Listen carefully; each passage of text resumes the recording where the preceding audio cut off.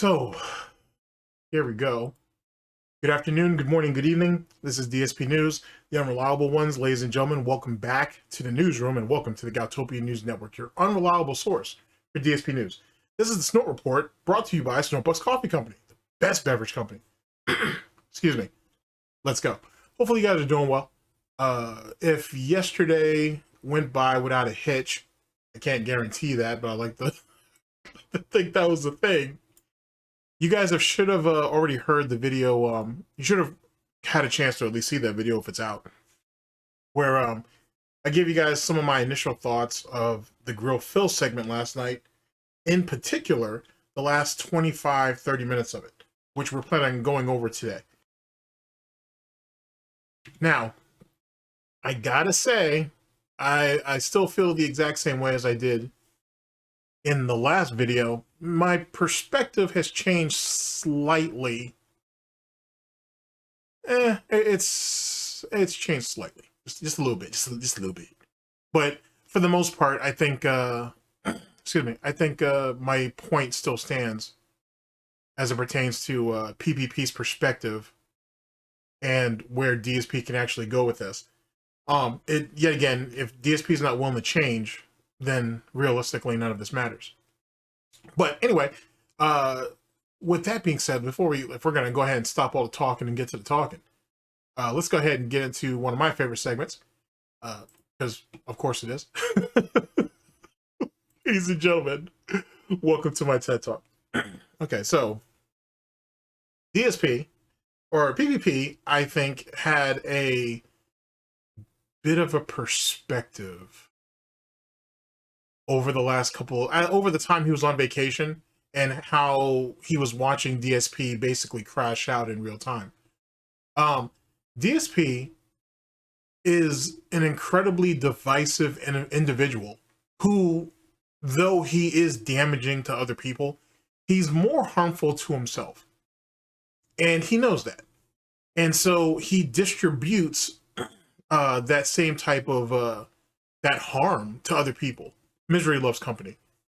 And there's really nothing that'll ever change that, to be honest with you. He's comfortable in his failure. He's comfortable with the vial that he spits out. And he's comfortable with it being thrown back at him, as long as he can try to weaponize it to have weaker-minded people give him money or some type of emotional support. To be honest with you, as long as DSP says stupid shit, he'll be victimized. As long as he can turn that victimization, if that's even a term, and turn it into profit and turn it into emotional support, then he's going to keep doing it, because theoretically he's getting what he wants. DSP has given up on the concept of being popular, normal, or even relevant a long time ago. He was never any of those things anyway, but he's given up on the idea of doing it. Existing is the play of the day. That's the game that we're playing. You know what I mean? The idea that DSP wants to better himself, or people want to see him get better, there probably are people who want to see him get better. DSP doesn't. DSP doesn't want to get better because he doesn't think he's done anything wrong.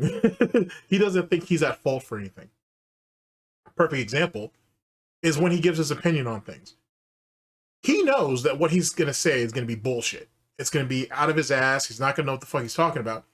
And more than likely, it's going to be destructive, mainly to him. He doesn't care. At the end of the day, he is so mentally fucked, he'll say what he says in that moment and then he'll forget it in the next. So if you bring it up, he'll twist it any way he sees fit to say, oh, I didn't say that, or I didn't mean it that way, or you took me out of context, or whatever. It's just how his mind works. You're not I gotta be honest with you when I say this. Not honest, but I mean, I've been pretty honest saying this, but DSP is not a normal person.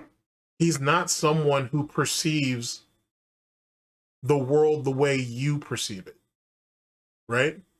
He sees it in a way. DSP absorbs his surroundings. He absorbs news, entertainment, information in a way that is comfortable and palatable for him. He doesn't deal with the harsh reality of what is everyday life because he can't. Why do you think he stays home 6 days a week? Possibly 7. But why do you think he stays home 6 days a week? Why do you think he doesn't want to talk to anybody on the phone? Why do you think he doesn't fucking spend any time with Kat? He's completely and utterly detached from anything and everything that can hurt him. Now, I know that sounds kind of ridiculous because this is the same idiot who has said online multiple times, by the way, that Tevin has hurt him just by the things Tevin has said. Tevin wasn't lying. They were true. Big ups. Praise be. But he wasn't lying. Tevin was telling the truth. And DSP didn't like that. DSP sits there and tells you that he can take criticism. He welcomes it, truth be told. But history tells us that anybody that's ever given him criticism, whose dick he's not already sucking, is usually sent to band world. Or gets leaned in manual band. Sorry, I'm thinking of Wings. Same concept. You know what I'm saying? Wings absorbs, has to take the world in the way it is because he has no choice. He's ignorant as fuck, to be honest with you. Like just the result of corn pone country pussy. Backwater shit. Wings has no choice but to see the world for what it is because he doesn't have an alternative. It's not necessarily because well, it is because he's ignorant as shit, but also it's because he doesn't have any imagination or creativity. DSP doesn't have much of either of those things either. But he's been able to construct a space for him that makes him feel superior, that makes him feel wanted, that makes him feel important. It feeds his ego. This is just what it is. And there were glimpses in this segment of PPP. You could tell PPP was breaking through. And you could see that it was touching DSP in an incredibly emotional and inappropriate sort of way in DSP standings that DSP couldn't really deal with. So he just clammed up. He just took it. And this is what I was trying to convey in the last video about if you get that being said to go up there, each one of those members will say something that is absolute fucking logic that will hit DSP in a certain type of way and DSP will turn to stone. It's just what it is. If DSP can't try to argue it away, he can't pig-splain it away, if he can't fight back, he'll just turn to stone. And he'll take it until that person leaves. Because if DSP runs, he's going to look like a coward. This is the reality that we live in. We're dealing with an NPC. He's not a person.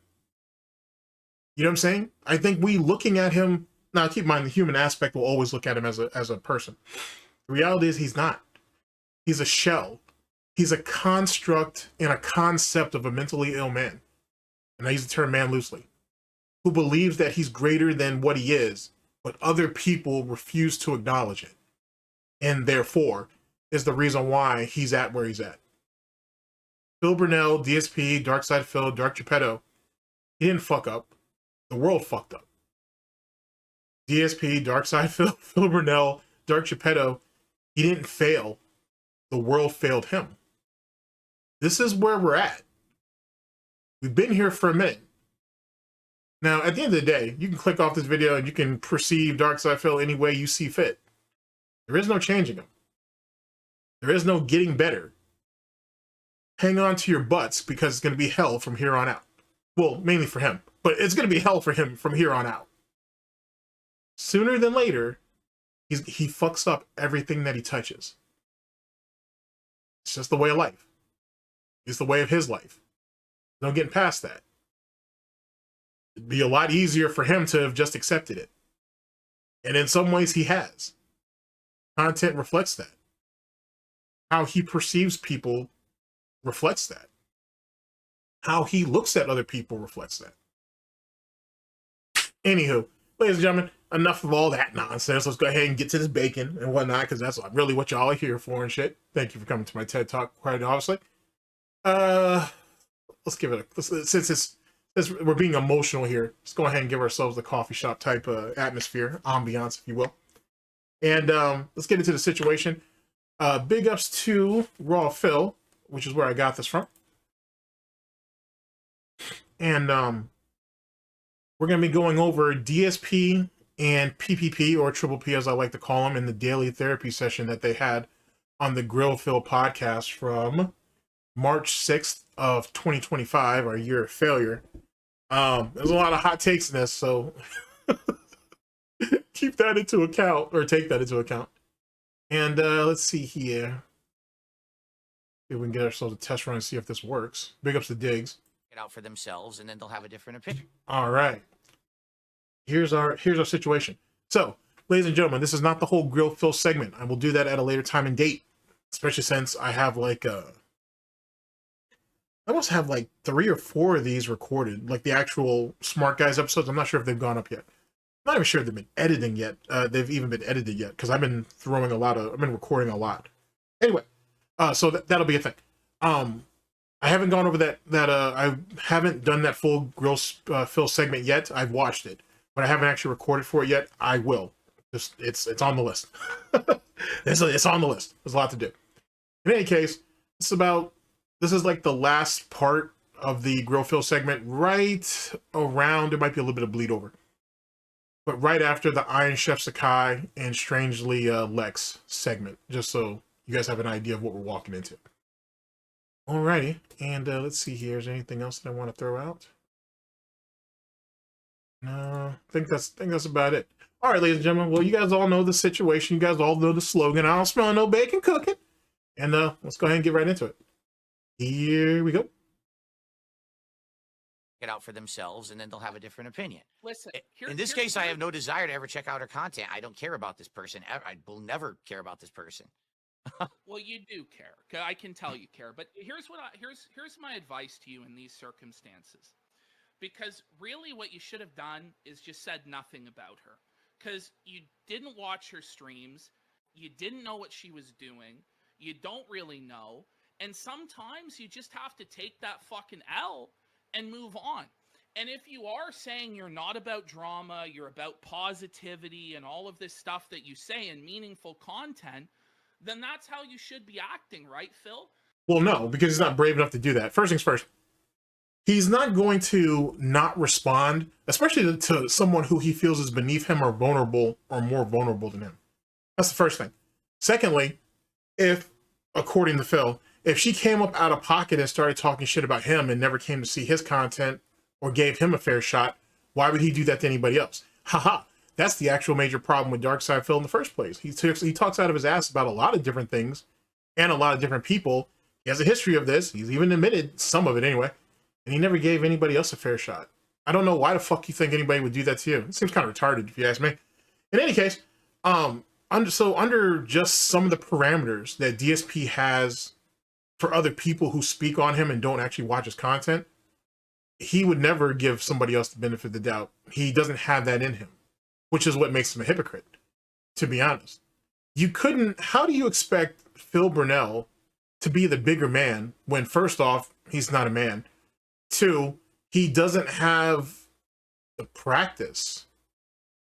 He doesn't know what it's like to be a mature adult. He doesn't know what it's like to be a man. He doesn't know what it's like to show humility. Any of those things. These are traits that apparently were wasted on his branch of the Burnell family. So how could you expect him to do any of those things? And even with PPP preaching that shit to him now, I mean, coming out of DSP's snout, it falls short. It rings hollow. How could anybody expect him to do any of those things? I don't know. Well, we'll see if PPP can further explain that to us. Sometimes, listen, she fucking stole your pay pig. She made fun of you. She did a bunch of Detractor memes. She didn't even know what the fuck she was doing. You know what I mean? But then you come out and you call her a slut and you erase her sexual identity and say it's something different. And then this is where you get into trouble, right? Whereas if you just said fucking nothing, there would be no ammunition.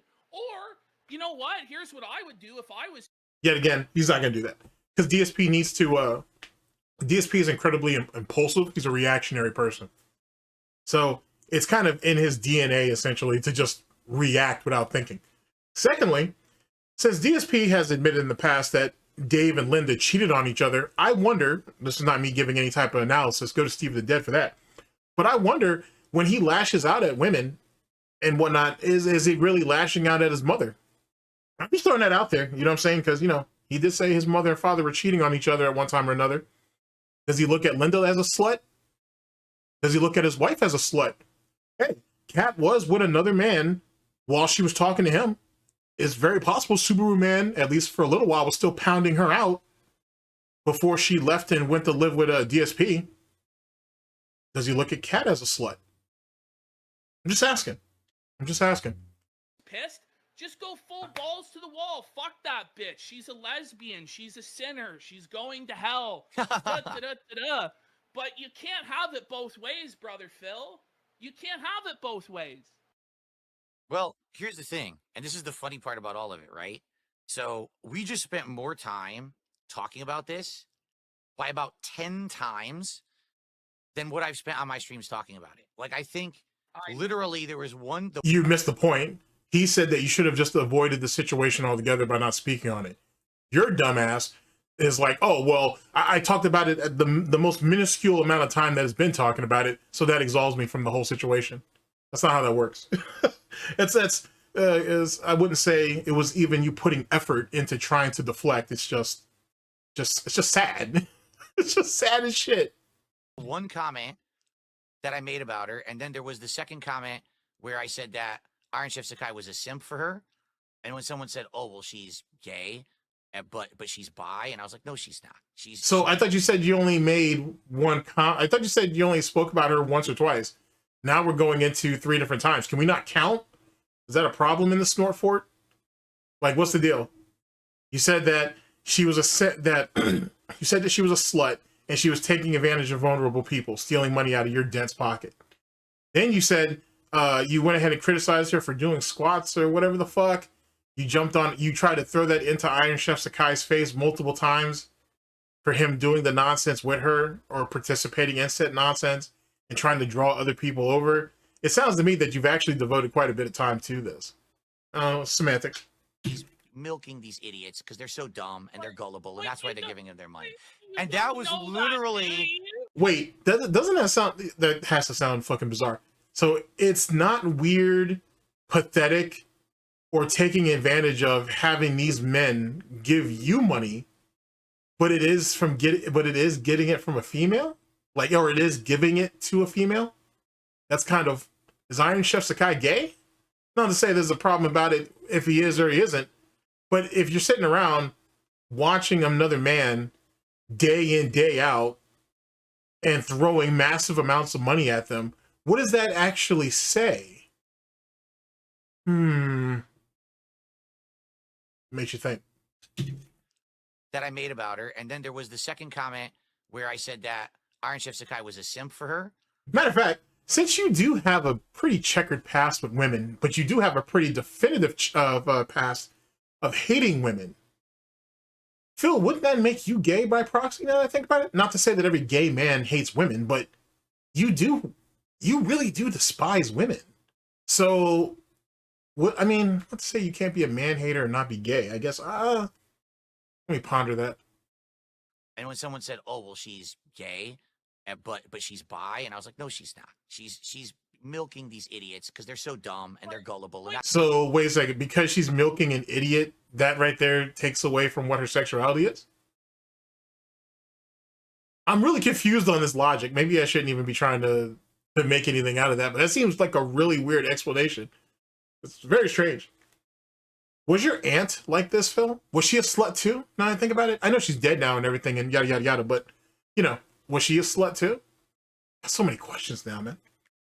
that's why they're giving him their money. And that was literally the extent of the content that I made about this person or said anything. Would you apologize to her for the statements that you made? Will she apologize for all the shit that she said about me on the streams to milk? What do you know? I mean, first off, what do you know of what she said about you? I thought you said you didn't know anything at all.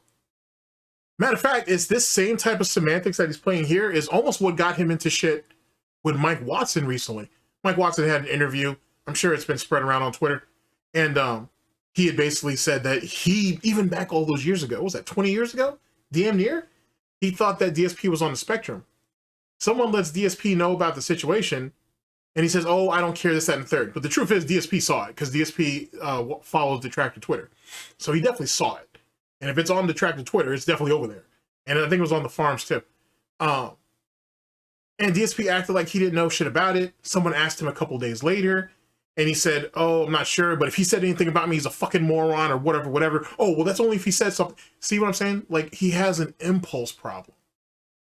If Mike Watson said whatever, you should just let it slide.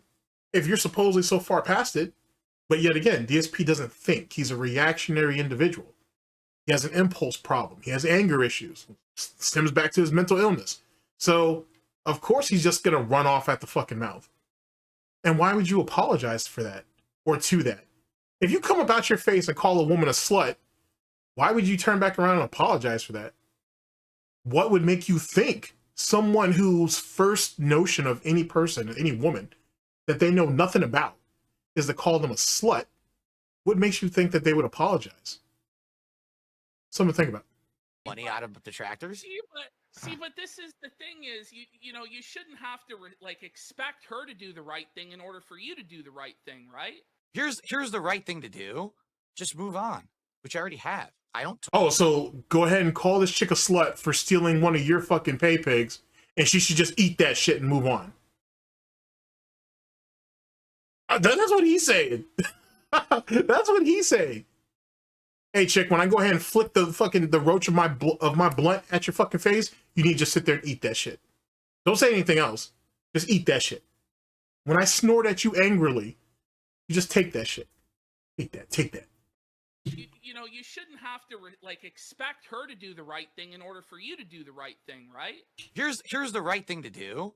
Just move on, which I already have. I don't talk about this one. Like I said, I'm not even kidding you. Less than 5 minutes. That's how much of my content was taken up talking about this subject. There was the discussion with Iron Chef Sakai where I told him, you're derailing my content, and I banned him.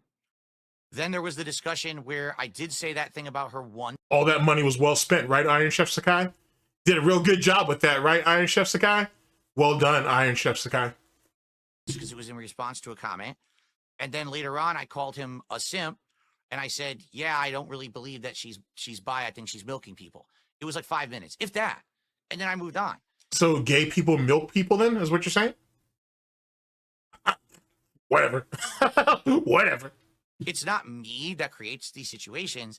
It's this vortex that's around me that hyper fixates and blows it up for their own content. But you, Phil, are a part of the vortex. Do you understand? No, here's the truth. I'm the eye of the vortex. But I don't care about the vortex, and I don't want to be a part of the vortex, because if I did care and I did become a part, that would be all I am.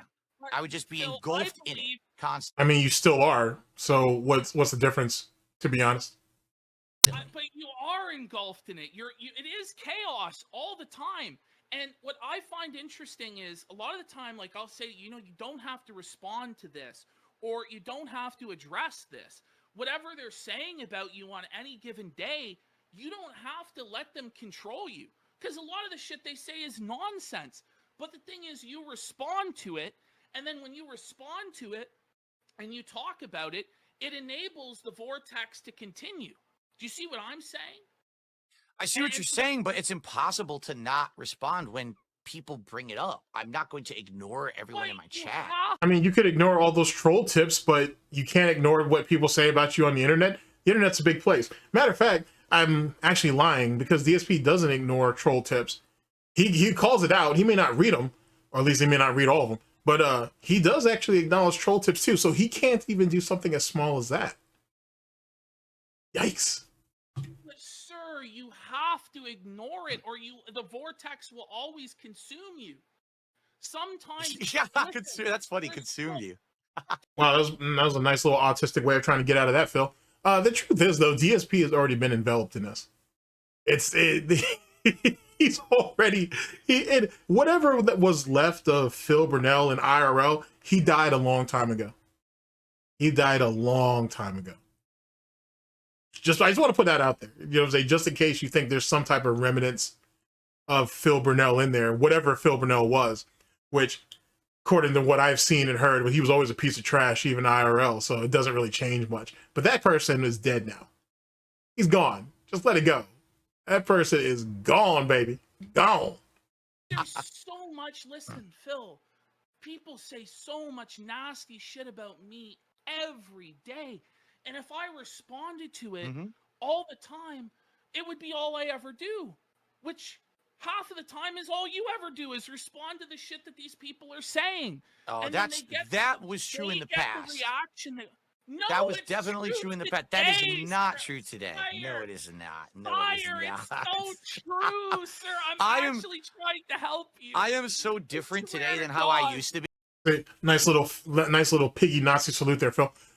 Yet again, this is what I was trying to tell you with the with anybody who interviews DSP. It'll be just straight deflection. Oh, that was past me. You're still worded. You're still in the past. I'm thinking about who I am now. You can't see me for the person that I am now. No, there's past Phil, present Phil, and more than likely future Phil. There's really no differential between them, to be honest. Once a dent, always a dent. There is no changing. You didn't do anything to grow as a person. You may have tried to change little aspects of your fucking personality to fit your situation or your circumstance. You may have bought some little gizmos and gadgets and some flashy lights and shit to make it seem like you're up to current or you're up to date with what's going on in the current scene. The truth is, you're just as behind now as you were back in 2010. Nothing's really changed, to be honest with you. DSP will always be behind the 8-ball. He will always be behind the times. If it's not in the equipment, if it's not in the setup, it's in his frame of mind. It's in his thinking. He's part of a bygone era, and he never was able to accept it. That's the reason why he sat there and did recorded all of his fucking shit with a video camera or a camcorder for all that time. If he could still get away with that shit now, he would. It is what it is.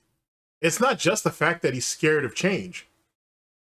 He believes he's as unique as he tries to tell you that he is. That's why when everybody's playing the most popular game or the most niche game at the time or whatever, he tries to stay away from it. And then when it dies out, then he wants to play it. Because it makes him feel special. It makes it feel like, oh, you can't say I did this for profit because I went ahead and played it years after it'd been out or after it wasn't relevant anymore, yada, yada, yada. It's funny because he fights so hard to make it seem like he's not a follower, and he's literally the definition of a follower. It's really extraordinary when you think about it. Because you're right. I used to get so angry about every single little stupid, insignificant thing that was said about me, and I would bring it up and I would rage against it. And today I don't give two fucks about these people. I don't. Listen, 5 minutes, not even 5 minutes spent on this, but they made it 2 weeks. Well, I think you did 25 minutes on the Lego thing, the Lego cope today. That was good. That was a good segment. I enjoyed it. Well, so you see how we memory hold it? How did we go from 5 minutes that he didn't give a shit about that we turned into 2 weeks to now, oh, well, you did 25 minutes just today or yesterday or whatever the fuck. Oh, well, that was good, though. Jesus Christ. Oh, Linda, all you had to do was swallow. That's all you had to do was swallow.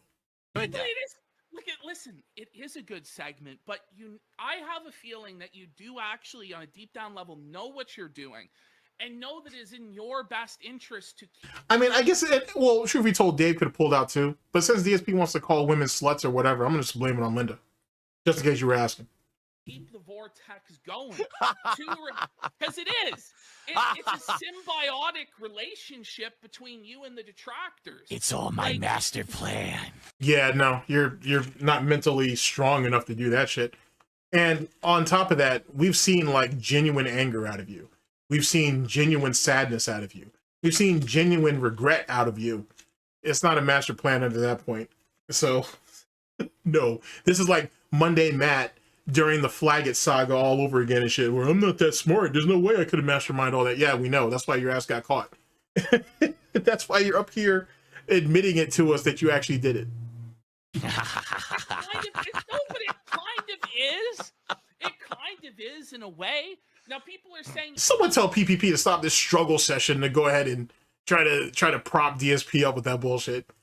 Let's be honest. DSP's lack of self-awareness and his fucking ego has betrayed him time and time again. He'll never get around that at all. And that's kind of the reason why he's at where, well, it is. It's really why he's at where he's at. On top of the persistence of the people who laid down the foundation for all of us to be here today. If it wasn't for them, none of this would really exist, I think. You know what I'm saying? Because, like, you got to understand, like, where there was a time in DSP lore where there was definitely the Dark Ages. If people had, you know, cut and run back then, DSP would, well, DSP is not relevant now, but DSP he's never going to fade out. Let's go ahead and get rid of that delusion. He's never going to really fade out. He's just going to die on stream and that's it. But so he would never really stop. But if those early detractors didn't fade out, we would have never had the inspiration and the blueprint, I think, in a lot of ways, for the creativity and for what we could have later on if they didn't continue to persist. That's why, in some ways, detractors as a whole should really think about those who come after them. You know what I'm saying? Because none of you guys just picked up the baton or whatever. Someone left this for you. You should consider leaving that. You should consider that when you think about those who come later. Just something to think about. If not, you're just going to be no different than DSP. You don't know what you're doing. You know, sometimes you do and sometimes you don't, I think. But I think you do. I think that, you know, like, you got to realize you are enabling what they're doing. And if you just ignore their narratives, you know, their narratives would die out or they would only exist over there. But well, that's literally where they only exist, though. Like, it doesn't exist in my stream. I told you, my stream, this was less than 5 minutes. But see, that's bullshit.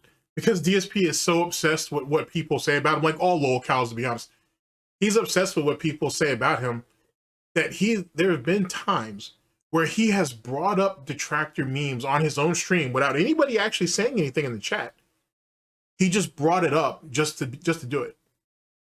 Now, I personally haven't seen enough evidence to prove this to me, but it's alleged that DSP watches a lot of duty content, which, I mean, it makes sense, I suppose. But because he used to watch a lot of Snort Burnell content. He's absorbed a lot of fucking Tevin content. LSB when he was around.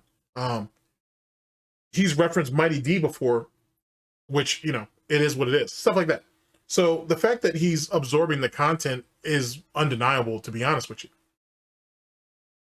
The point being is that, yet again, there's been plenty of memes that have gone on over here, on our side of the fence, if you will, that he's referenced in his own content and no one ever brought it up. Hell, there was even examples where people asked, where'd he even get that from? So it doesn't really matter whether it's thrown in his fucking snout or if it just stays over here on our side of the field. It's just, it is what it is. Hell, I'm of the theory that he watches that being said probably religiously, because he's starting to pick up on some of those guys' mannerisms, mainly alts. He's picked up on a few of alts' mannerisms. And I don't think DSP's even really noticed it yet. So just to give you an idea, I think as much as he despises detractors, I think he's inspired by some of them, to be honest with you. He may even have a begrudging respect for a few of them too. Possibly. What you're addressing is the detractor vortex around me. If you actually attend my streams, this is not my content. Like you said, that Lego segment was an observation about Rich and her and maybe a couple others even all buying Legos and building them because I built them. But that's not me angry. That's just an observation, and it's a piece of content for my podcast. And then I move on, and we have a fun day. What did we do today? We played a game. But you're being an idiot, and you're missing the point of what he's saying. Because you went ahead and gave yourself a piece of content for your audience or whatever, it got turned into, as you said, 2 weeks worth of content or whatever for everybody else, and they're going to profit from it so much more than you are, which is only going to make you even more pissed off in the long run. That's what PPP is trying to tell you. But DSP is a dent, and he's dense, so of course he don't get none of it. He's legitimately missing the point in real time. Hence the reason, what's the point of really debating him or even having a real discussion with him? He's not going to take in, consider, or absorb any of the information you give him. He might take what he thinks he can use to spin against you later, but there's nothing of real substance that's ever going to come out of that. We hung out. That's what my content is. What- It's 5 what's- minutes. 5 minutes of me becomes 50 hours for them. And then we in memory hold the 25 minutes that he just accepted because he thought it was good. So that doesn't even matter. Okay, just making sure. But I don't What- care because I'm not involved Here's, in it. here's what I say. What is your hypothesis as to why this persists to this day and why this has been created around you, but it's not really like that for many other creators? Profits. That's why. That's shallow. That's super fucking shallow. Because what about the people who aren't monetized? What about the people who went years without monetization? What about the people who don't make, I mean, people are not making a living wage doing this shit. Like, you can't say that. If that's the case, then you have to literally force him to go back through the lore and be like, why is this person still around? They may not make content anymore, but they're on Twitter, they float around Detractor fucking discourse and shit. Why do they still do it? Hey, this person does artwork and they don't charge anybody. Why is it that you do that? Or why is it that they're still around? Hey, this person right here does this right here and they're not charging anybody. Why is that still persisting? Why is this narrative, why is this person doing this timeline or continues to create and update this timeline? It's on a chart, I should say. And they never ask anything for it and they keep doing it. Why is that? Why is it that there's a demographic of people who legitimately don't like you and may even borderline hate you, and if they caught you lacking on the street, there might be a problem? They've been spewing that shit for the last 4 or 5 years. Why do they still feel that way? They're not doing it for profit. Like, you can take that angle with anything. And the funny thing is like, if that's the case, because he's been praising SOK, right? What about them? They didn't do it for profit at first. Matter of fact, let's go back to DSP's old narrative. People were doing it because they were jealous of him. They were doing it for clout. They were doing it for their own popularity. They were doing it because he thought that they were going to come out and murder him.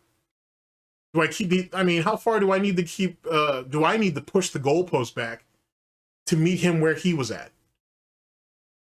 No matter what, he's always going to have an excuse for something. So what he says right here, right now, means literally nothing. It doesn't mean anything. It can easily be brushed aside. And if we do, we'll just put something else in its place. But that's ironic, though, because doesn't he accuse detractors, trolls, haters, and critics of doing the same shit? Doesn't DSP tell you 100 times, if not more, that no matter what he does, and once he quote-unquote debunks it or dispels it, oh, well, they'll just put something else there. And then they'll put something else there. And then they'll put something else there. So what's the point? So then what's the point of him doing this? What was the point of him answering that question? He should just say he doesn't know and just keep it moving. Something about it. But there is ways to, A-log it and make profitable content out of other creators. Mm-hmm. But with you in particular, there seems to be like it's very dedicated.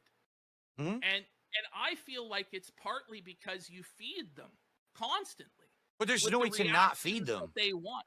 But There's there no way to is not though. feed them because But literally how everything free I will? do is turned into something by them. If I have the most... Okay, but you don't have to respond to it. On top of that, one of the reasons why the DSP, this is just my opinion, of course, one of the reasons why I think the DSP Detractor community is as large as it is and how and why it thrives the way it does is because we're probably the most, I want to say inclusive, but that's not the word I'm looking for. We're probably one of the more inviting communities out there. That's not the term I want to use, but I'll go with that for now. To be honest, because most communities don't deal with bullshit. They don't put up with the type of bullshit that you see here, to be honest with you. There are people who are either more forgiving or they'll just ignore it altogether. You know what I'm saying? Whatever. Most communities wouldn't do that. There's communities out there run you out, you step out of pocket for even a second, they'll run your ass out of there in a minute. It don't take long. It really don't. It's the DSP Detractor community is accused of gatekeeping. There is gatekeeping. It's not necessarily in the way that people describe or the way they think, but that is gatekeeping. But every community has gatekeeping. It is what it is. But I think it really just comes down to the fact that it's probably more inviting than probably most communities, to be honest with you. And it's just it is what it is, to be honest with you. It's not infallible, obviously. Mistakes have been made, but I think that's really what it comes down to. Like the DSP and the DSP Detractor community is a very inviting, or it can be anyway. It can be a very inviting platform to kind of help you get into content creation or whatever you're looking to doing and building up an audience.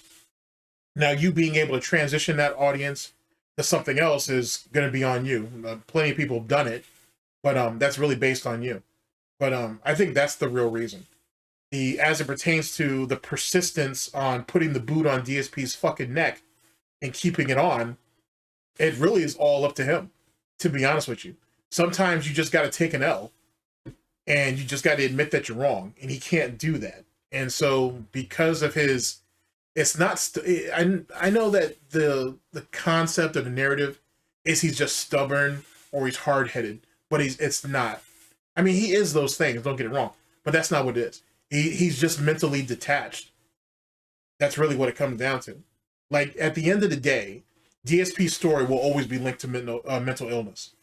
Just like every other lol cow that's out there. You're seeing a Review Tech USA. Well, Review Tech USA's mental illness has been out there for a number of years. It's just making itself a lot more prominent lately. You see it with Wings. You see it with Boogie. It is what it is. Which maybe should open up a much larger conversation about mental illness as a whole and people online who display the tendencies and whatnot, or the characteristics of it. But I'll leave that for greater minds to speak on. Absolute boring time, they still turn it into something. If I don't make content for 2 days, they have someone go out and post a death threat and say that they're doing it in my name. How did they make someone else post a death threat when the guy was out of your community? Unless the rumors are true or the speculations are true that it was a gay op, but I doubt that. The guy just sounds like he's mentally fucking off the kilter and shit.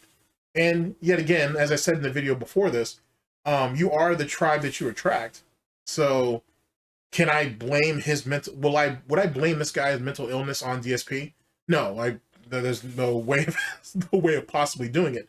But you go back to the June the King doc, you go back to what other people like myself have said before. I think people who have disabilities or mental illness do see that. They do see that in DSP, and that's why they're attracted to him. So it does make some sense. I wasn't even on the internet. So it doesn't matter what I do. You don't even have to respond to that stuff. You know what I mean? You really don't. It's like I told you too, when it came to that June the King documentary, I said to you, and this was potentially cucking the content for everybody, but I said, Phil, you don't actually have to react to the whole thing. You don't actually have to do that. And it's probably only hurting you to do so. You know what I mean? And you know what's funny? I'm just thinking about this. So PPP advised Darksydephil to not review the June the King documentary because he didn't think it was going to be good for him. Whether it wasn't going to be good for him from a content standpoint, and or it might not be good just for DSP's mental health, if that means anything, to do so. Running off of that narrative, ladies and gentlemen, do you guys think that's the reason why Duty advised Review Tech USA to not fucking do the interview with DSP? Do you think it was because it was a bad idea? He was going to embarrass himself. Nothing good was going to come out of it. And maybe, just maybe, it could be damaging to Review Tech USA in some type of way? Something about. You still went ahead with it, for whatever reasons you had. But I think it might have been better for you had you not reacted to it, or it might not have made any difference, but. I don't know. I think I did the right thing there. I really do, because I feel like all that shit is now in the past. It's not in the past. You think just because you went over it makes it in the past? No. Here's the reality of it. One, June the King was at a deficit because the original video, which was almost at like 1 million views or some shit. It was something close. That shit got demonetized. So, rested pepperoni on that. And even though the re-upload is up to probably about 600,000, maybe a little more, a little less at this particular point, that was a deficit to June for sure. DSP, because the original video got demonetized, sorry, I'm not happy that it got demonetized or anything like that, but because DSP was hoping to ride the narrative on that bullshit, just like how he tried to do with the Frederick Knuckson down the rabbit hole situation, it didn't benefit DSP in the algorithm at all. It didn't mean anything. I don't even know if any of those parts his June the King react even beats the Wings of Redemption reaction thing that he did. I can't even really say for sure. Last time I checked, that was probably one of the strongest reacts that DSP had done at that particular time. And truth be told, it just broke down DSP's ego, I think, and even further. I think I have to honestly say, it damaged him. It damaged him even more so. Yeah. Actually, I need to react. I need to actually go over that video, or all those videos. I need to like 4 of them. Yeah, I should probably go over those. Because you can kind of see day by day as he reacted to it, the worse off he became. It was that was actually quite the sight. And he skipped some of that too, now I think about it. He didn't react to all of that as a whole. I can't remember what parts he skipped, but he skipped at least 1, possibly 2. I'll look into that. But I do kind of see where PPP is coming from, where it's like, yo, maybe that was a bad idea, to be honest with you. But then again, it also makes it a very convenient crutch for DSP needing drama content. He can go ahead and justify it, being that, oh, well, this was directly involving me. It was directly about me. But in reality, he needs drama content. And in reality, he needs detractors, trolls, haters, and critics. He'll never admit it, but he needs them. And PPP is already coming to that conclusion. But DSP can't figure out how to monetize it. He can't figure out how to control it. And more importantly, ladies and gentlemen, can't figure out how to stop it. And that's why he may never fully commit to it. Anyone who's still talking about that stuff, it's like, so many people saw the documentary and were like, that's it? You would be surprised how many people contacted me. They were like, that's it? That's why people are so angry with you all these years? I know, and I've... Oh, you mean like all those phantom detractors who've been detracting for years, and then all of a sudden they wrote you an apology email saying that they were wrong and they saw all of the flaws in their thinking, and, maybe they should have given you a fair chance or a fair shake or whatever. Maybe they were too harsh on you. You mean like all those phantom emails? I'm still waiting to see one of those. I had a lot of people message me that as well. But I think part of the problem that you run into, Phil, let me be honest, is that you feel like you need to control the narrative. Do you feel that way? I don't think I can control the narrative. All I can do... That's not answering his question. He asked you, do you think you can control... Is it that you're trying to control the narrative? And he completely deflected and said, oh, I can't control... I don't think I can. That's, yet again, you didn't answer the question. Is on my own stream, right? Try to put out the best kind of content that doesn't get sucked into that drama sphere. Do you feel like, well, first off, wow, this is something to unpack there. First off, do you think you're putting out the best content possible? No, let's go ahead and cut that bullshit off right now. 2, you're more concerned on how other people who don't like you perceive your content than the people who actually pay you to put it out. Imagine that, ladies and gentlemen. Imagine being so mentally fucked that you put out content each and every day to try to appease people who don't like you. That's crazy. But that's what he admitted to, though. He literally just said that. Here, let me bring it back. Yikes. This goes back to something Theo said. Big ups to Theo. A bunch of years ago. That DSP literally was sandbagging the content so detractors would be deprived. In the exact same way how myself and other people said DSP was purposely sandbagging the gameplay, so this is how you don't play couldn't thrive. What a nut. Into, Phil, let me be honest, is that you feel like you need to control the narrative. Do you feel that way? I don't think I can control the narrative. All I can do is on my own stream, right? Try to put out the best kind of content that doesn't get sucked into that drama sphere. And that's the best I can do with the situation I'm in. I'm never going to be able to completely separate myself from it because they're always going to pull me back in no matter how much I try. I just think, honestly, you embrace the whole thing and just start battling it. Like, the thing is, if you want to, there's 2 paths. That was a lame-ass Godfather reference, by the way. I'm going to put that out there right now, just in case no one's called it. That's a lame-ass Godfather reference. Every time I think I'm out. Everything I'm free. Every time I think I'm free of it. Those goddamn detractors pull me back in. You either don't engage with any of it and you just let it fucking go and don't try and control the narrative, Or fuck, let's just bring Duty on. Let's bring That Being Said on. Argue with them about all of this shit and just settle the fucking shit. He can't win.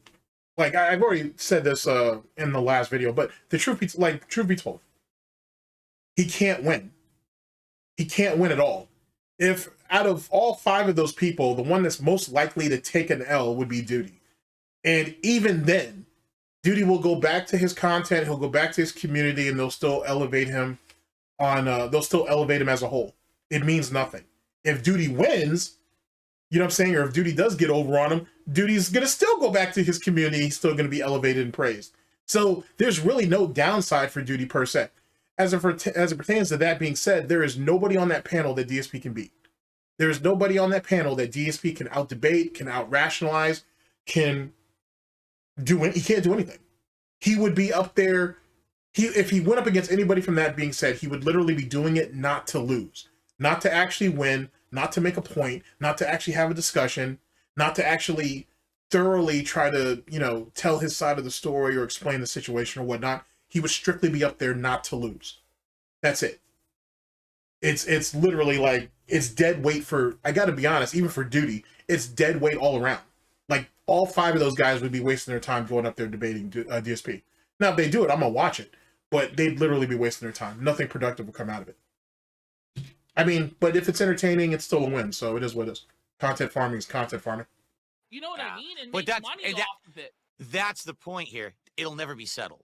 Because people like them, they always move the goalpost because they need more content for the next day. Well, that's bullshit, though. Like I said, you move the goalpost, too. And you need them just as much as they need you. But that depends on what type of spectrum you want to be on for that.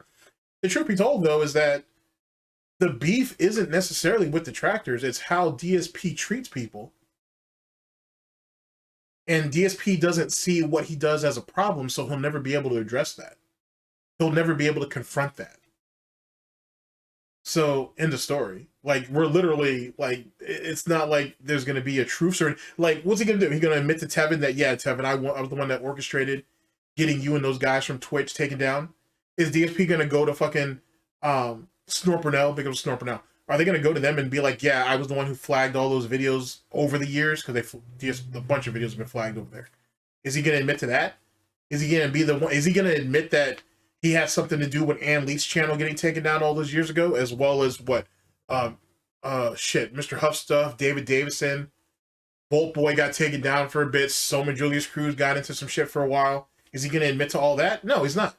In the exact same way that Rich won't accept all those people that he flagged down, all the people that he attempted to dox. Is DSP going to admit that?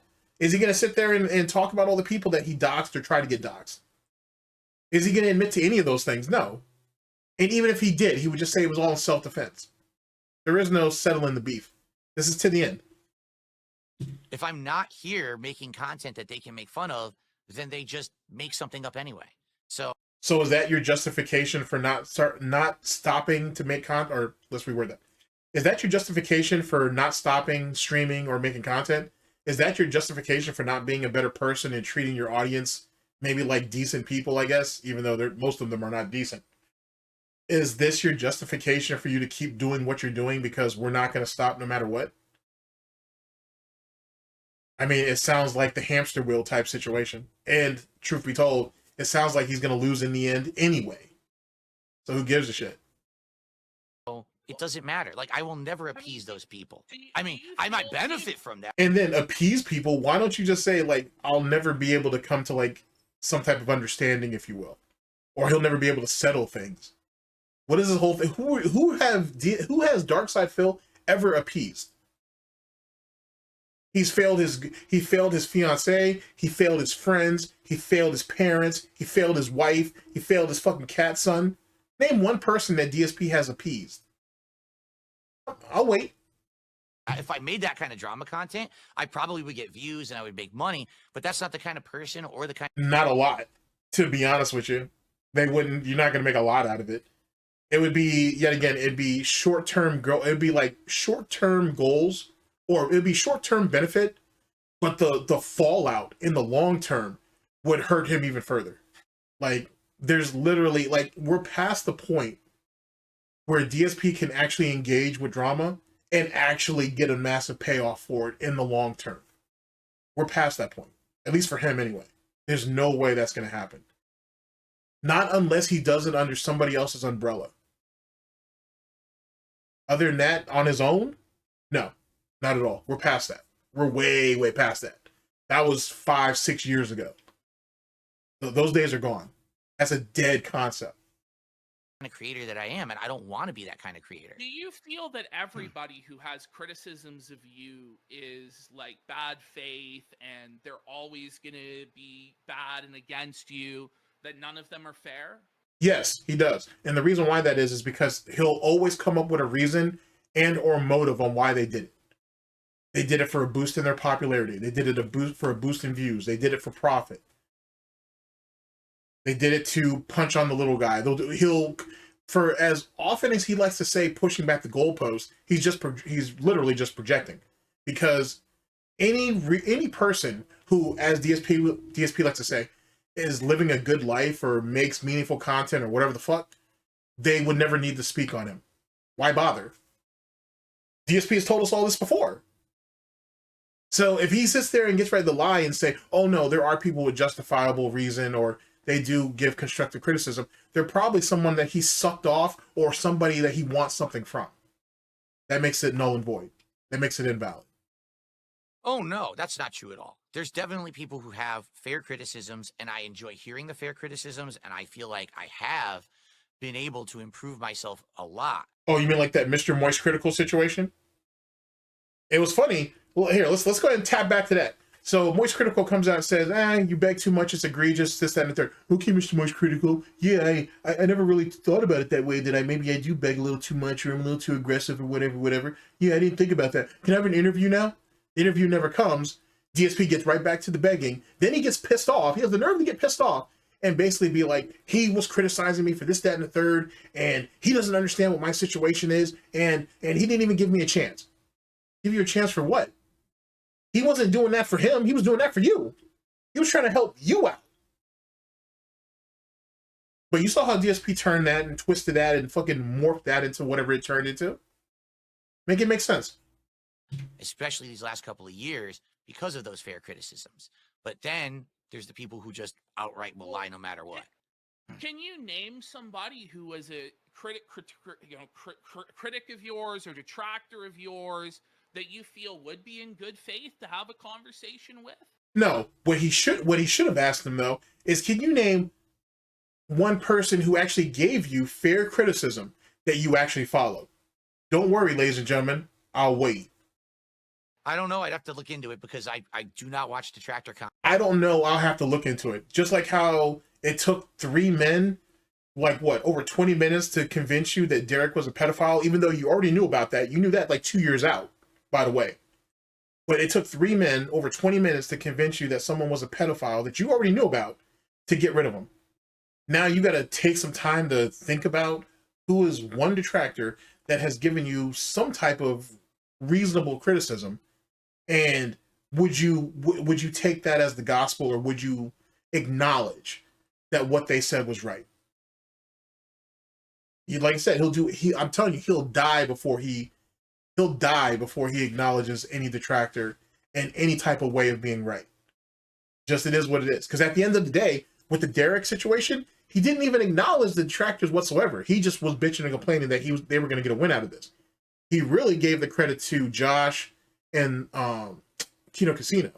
They were the ones who got the win on that, despite the fact that detractors have been saying that shit for a better part of 3 or 4 years. Semantics, though. God's honest truth. I don't know what I mostly don't know what they say. I don't know what they say. I mostly don't know what they say. What? Like, I mean, I'm sorry. Did we have a fucking glitch in the Matrix and shit? Like, what the fuck? If you're gonna keep the lie up, at least stay consistent. Was a critic of yours or detractor of yours that you feel would be in good faith to have a conversation with? I don't know. I'd have to look into it because I do not watch Detractor content. God's honest truth. I don't know what I mostly don't know what they say. I don't know what they say. They mostly don't know what they say. And another thing too that kind of gets on my nerves a bit. This whole religious bullshit that he like doing, God's honest truth. I swear to God, stop that bullshit. Stop that shit. Because you know what that shit is? That's that lame shit that Review Tech used to. That's that same lame shit that Review Tech USA used to say when he swears on his kids. Next thing you know, daughter's sick and dying. The other kid, his son, was so screwed up over what was going on to his sister that he damn near slipped into a depression. I'm not laughing about it or joking about it. And I'm literally not making that up. That really happened. Review Tech literally admitted to that shit. And I'm not mocking them for it. They're just kids. But there's that. That's what happens when you sit there and swear on your kids. Fucking Monday Matt used to do that dumb shit. And look at the trash fire that his life was for a few years until shit got squared up. Maybe, just maybe, we need to stop swearing on the people around us or in beliefs that we really don't have. I'm just saying, I'm just throwing that out there as a piece of advice. Maybe we shouldn't be doing that, especially since there are consequences behind that. I don't know how to say his name, this alt guy or ALT guy. From that being said, I've heard he's a pretty reasonable guy. He's a pretty level-headed guy. I didn't even know that's who that is because people say ALT in my chat all the time, and I had no idea that he was from that show because I've never heard it. Yeah, he's lying, but whatever. You know what I'm saying? Fish gotta swim, right? And I hear that he knows the lore inside and out. And a lot of the time when it comes to these conversations, I just don't have the knowledge, and I try my best to understand this last 16 years of your life, but it's like I don't have the time. Like, these guys experienced it in real time for decades following you, and so they're able to go back and forth with you on this stuff, whereas with me it's like, okay, like, I'm talking about shit that happened 12 years ago, you know, and I don't fucking know. So like I feel like at a certain point this whole like community has to come together in a way, and there has to be at least some sort of a resolution on this with the people who know it best. You know what I mean? And I feel like it's only to your benefit at this point. I don't know where he's going with that, because to be honest, let's say, hypothetical Pignosis is our favorite game. Let's say that Alt woke up one morning and said, you know what, guys? I realized that DSP really isn't as bad as I think he is. And you know, I'm done detracting. I'm done doing content or whatever. You know, I'm good. I've had my fill, and that's it. The game don't stop. You know what I'm saying? That's not how this works. If that was the case, SOK would have, when SOK fell, this all would have pretty much stopped with that too, given the amount of influence they had. That's not how this works. Like, that's not how. Like, there is no way of stopping detracting. Like, if DSP dies tomorrow, you know, worst case scenario, I'm not wishing for that or anything, but if DSP dies tomorrow, there's enough content for at least the next decade to go over. On top of that, there's always going to be someone else to laugh at. There's always going to be someone to point and laugh at on the internet. It doesn't change anything. And one person doesn't engulf or doesn't speak for a community. Now, I'm not necessarily trying to put words in PPP's mouth with that, but if that is what he's alluding to, that's fundamentally wrong. That's not how that works whatsoever. Interesting proposal, though. I'll give him that. That's an interesting proposal, but that's not how this works. To talk about it with these people and show everybody that you're open and honest about it. You know what I mean? I hear what you're saying, but again, that only benefits me if that's what I want to do, and that's the kind of content I want to make. And you're missing the point. This isn't about making content. It was supposed about doing a truce. But in another way, though, within the same snort, DSP doesn't want this to end. He'll tell you that all day, but he really doesn't want it to end because it's the only thing that keeps his name out there. He's not doing anything himself to make him, not to even keep him relevant, but just to keep his name out there. He's not doing anything to help him with himself with that shit. It is what it is. Now, I am of the theory that, and I've held this for like 4 or 5 years at this point, that occasionally when you hear these big rants that DSP has before his day off, that's done on purpose, or at least some of them are. I firmly believe that. I can't really prove it, but I firmly believe that that's what he does. But outside of that, he's not doing anything to keep himself relevant or to keep himself known. You know what I'm saying? If detractors leave him, he's literally dead in the water. It is what it is. And his same notion about, oh, if I'm not online for 2 days, these guys go crazy and do all this bullshit. But truth be told, for most detractors who cover more than just DSP, if some other lolcow is off on some crazy shit and DSP doesn't have any troll shit or nothing going on for a day or two, he starts to spaz a little bit. He starts to kind of get nervous. Foodie Beauty does the same shit. So let's not act like, you know what I'm saying, this is a glove in hand type situation. I may hate to admit that, but to some degree. Let's not act like that's not that, you know, this isn't one hand that washes the other, or one hand that washes a hoof, whatever. Nah, I don't want to be involved with these people. I don't want to be in drama content. But You know, everyone. insert yourself in drama content, Phil. Yep. Wait. do. I insert myself? Hold on a second You- now. Hold on. So you're going to tell me that Iron Chef Sakai going over to someone else's stream, coming on mine, and literally derailing my entire business, that was me. I did that. Well, is that derailing your entire business? Absolutely. guy was Absolutely. The giving entire money Kick chat to was somebody talking else. about it. Wait, we're running two chats because one, holy shit. We run two chats because one chat was talking about what Iron Chef Sakai was doing. That was derailing everything. That's not being an attention whore. I don't know what is. Okay. So here's my next question. So what happens if one of your guys comes over and donates to me? Or one of my guys goes over and donates to you? Like, is there jealousy? Is there bitterness? Is No. there anger? No, and Is that's it happened ruining many your times, I'm business? sure. I'm absolutely sure that's happened tons of times. And that's fine. Everyone is, in my opinion, maybe other people disagree, everyone can do whatever they want outside of the realm of your own stream, business, or content. So when you're here and you're in my chat, welcome. Please abide by the rules. You know what they are. And as soon But as you leave, nobody else- I have no but control over nobody anything else- you say or do. Or Yeah, that's a massive push of the fucking, that's a massive fucking push of the goalpost. Because for those of you who remember your lore, on more than one occasion, DSP has had members of the Gouty Gestapo watch other members in the over there in the fucking pig pen and shit and report back to him, and DSP has called some of those guys out on stream. Hey, we saw you in this detractor chat. What's going on, man? Hey, man, we saw you giving money to this detractor. What's going on with that, man? Hey, we saw you laughing with these group of people on Twitter. What's going on with that, man? I thought that was outside the realm of your content, your business. I'm just asking. He's the one who said it, not me. Makes you think. anything. But nobody else has rules like this, Phil.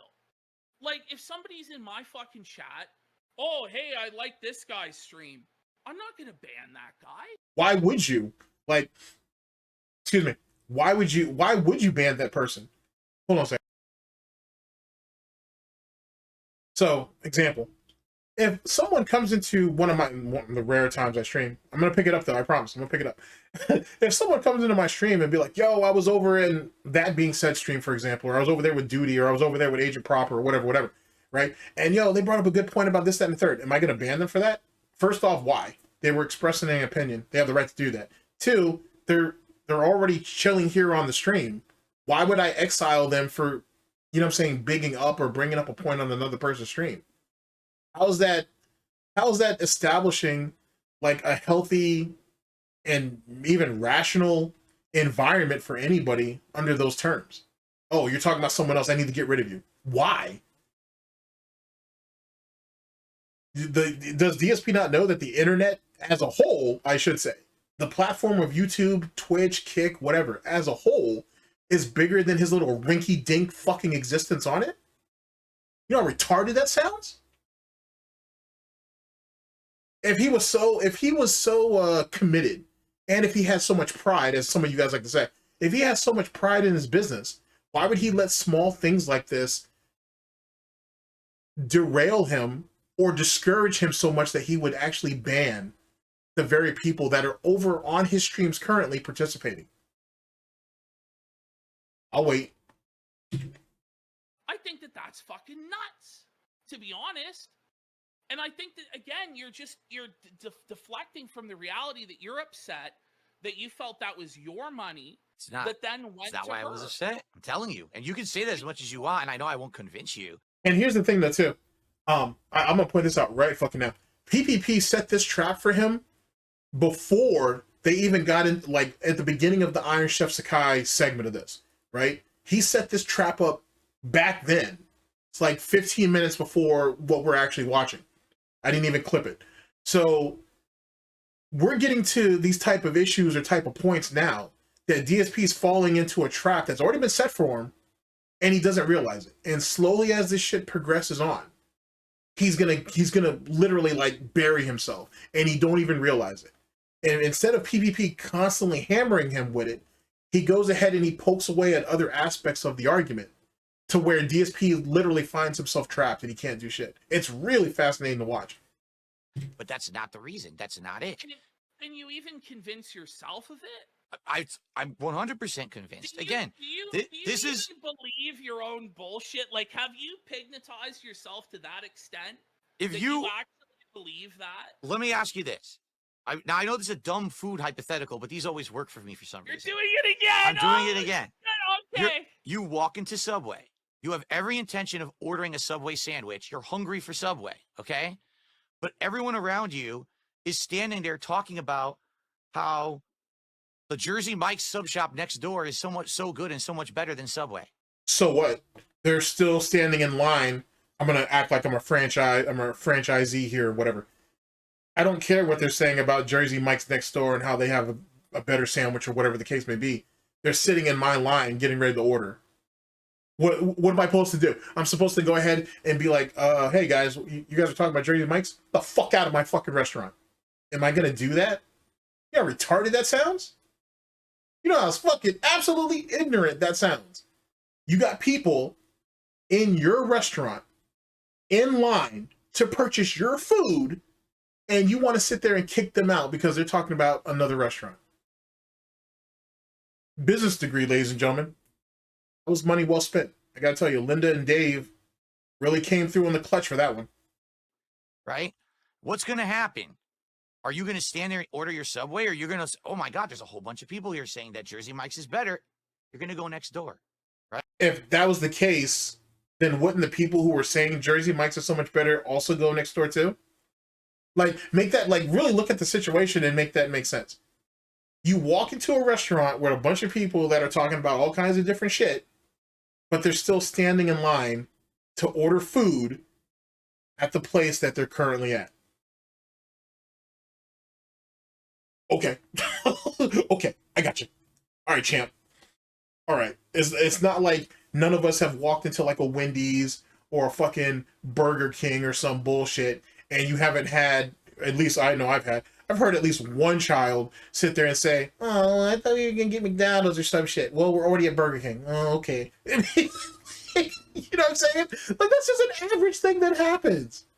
You know what I'm saying? Like, that's just a thing. That's why I like going through the drive-thru. So just like the sandwich shop, you're worried about lost profits. So I'm right. I'm worried about people being convinced. You're worried about lost profits. Like I said, he fell right into this trap. And PPP let him use his own analogy to prove it. Oh my God, Phil, you're an idiot. So good and so much better than Subway, right? What's going to happen? Are you going to stand there and order your Subway, or you're going to, oh my God, there's a whole bunch of people here saying that Jersey Mike's is better. You're going to go next door, right? So just like the sandwich. And his analogy was bad too. His analogy wasn't very good. It's relatable enough where I guess I can understand why he used it, but it was not a very good analogy. Shop, you're worried about lost profits. So I'm right. I'm worried about people being convinced that other content is better because they're seeing it being advertised for free in my show. But if it is, and you can't compete, like, the problem isn't that it's being advertised. The problem is that you can't compete, so you need to be better. You get what I'm saying? He doesn't know how to, though. Like, that's his problem. That's the reason why he's always been intimidated by other people. I'll give you guys a good example. So back in the day, when gaming content was able to get monetized, because remember, DSP made his money off of vlogging, and he made his money off of PayPal begging, and don't let anybody tell you different. When man, it's definitely the begging, that's for damn sure. When gaming was able to be monetized, a bunch of vloggers who were incredibly successful vlogging decided to transition over to doing some gaming content too, because they could finally monetize it. It wasn't like they just became gamers. Most of them were already gamers. They're just now getting an opportunity to monetize their content. When that happened, DSP, as old DSP used to, had a bitch fit and made a video slandering those people, calling them not real gamers, they were posers, they were fakes, and they were only over here for profit. Make sure you guys support the real gamers. And which ended up getting his ass into even more nonsense later on, because he ain't pissed off some people who were cool with other people that DSP actually needed help from. So now that it put even more eyes on his dumbass. And he still hasn't learned. This internet space or platform or whatever is not just for you. Every day that you draw breath, you're competing for some type of resource. DSP don't like that. Because DSP knows that he has nothing to offer. And that's why he's so intimidated by other people. If you yourself believe in what you do, if you have pride in yourself and in your content, you don't have to worry about what other people are doing. Just go out there and keep making it happen. But he can't do that. That's why he's a joke in the gaming community. Because he ain't sat there and talked shit about a bunch of those people early on. They went on to be somebodies. And they got cool with other people who ended up turning out to be somebodies. And they just look at him as a peon. Because that's what he is. That's what he's always been. Like I said, ladies and gentlemen, you gotta, like, on your way up at anything, be careful of the people that you pass by. Be careful what you say about people. Because on your way down, all those same people are going to be waiting for you.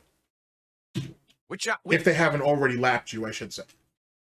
In my opinion, I think I am, in most cases, maybe not every case, but I don't need people cross-advertising in my content. That's never been allowed.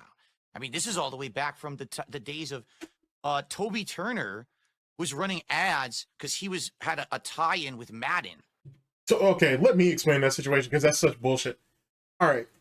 Machinima ran those ads first off and foremost. Sorry. It's early. Machinima had a deal with Madden for that year. Toby Turner, who was a very popular person in gaming at that time, was asked to be in the commercial, so he did the commercial.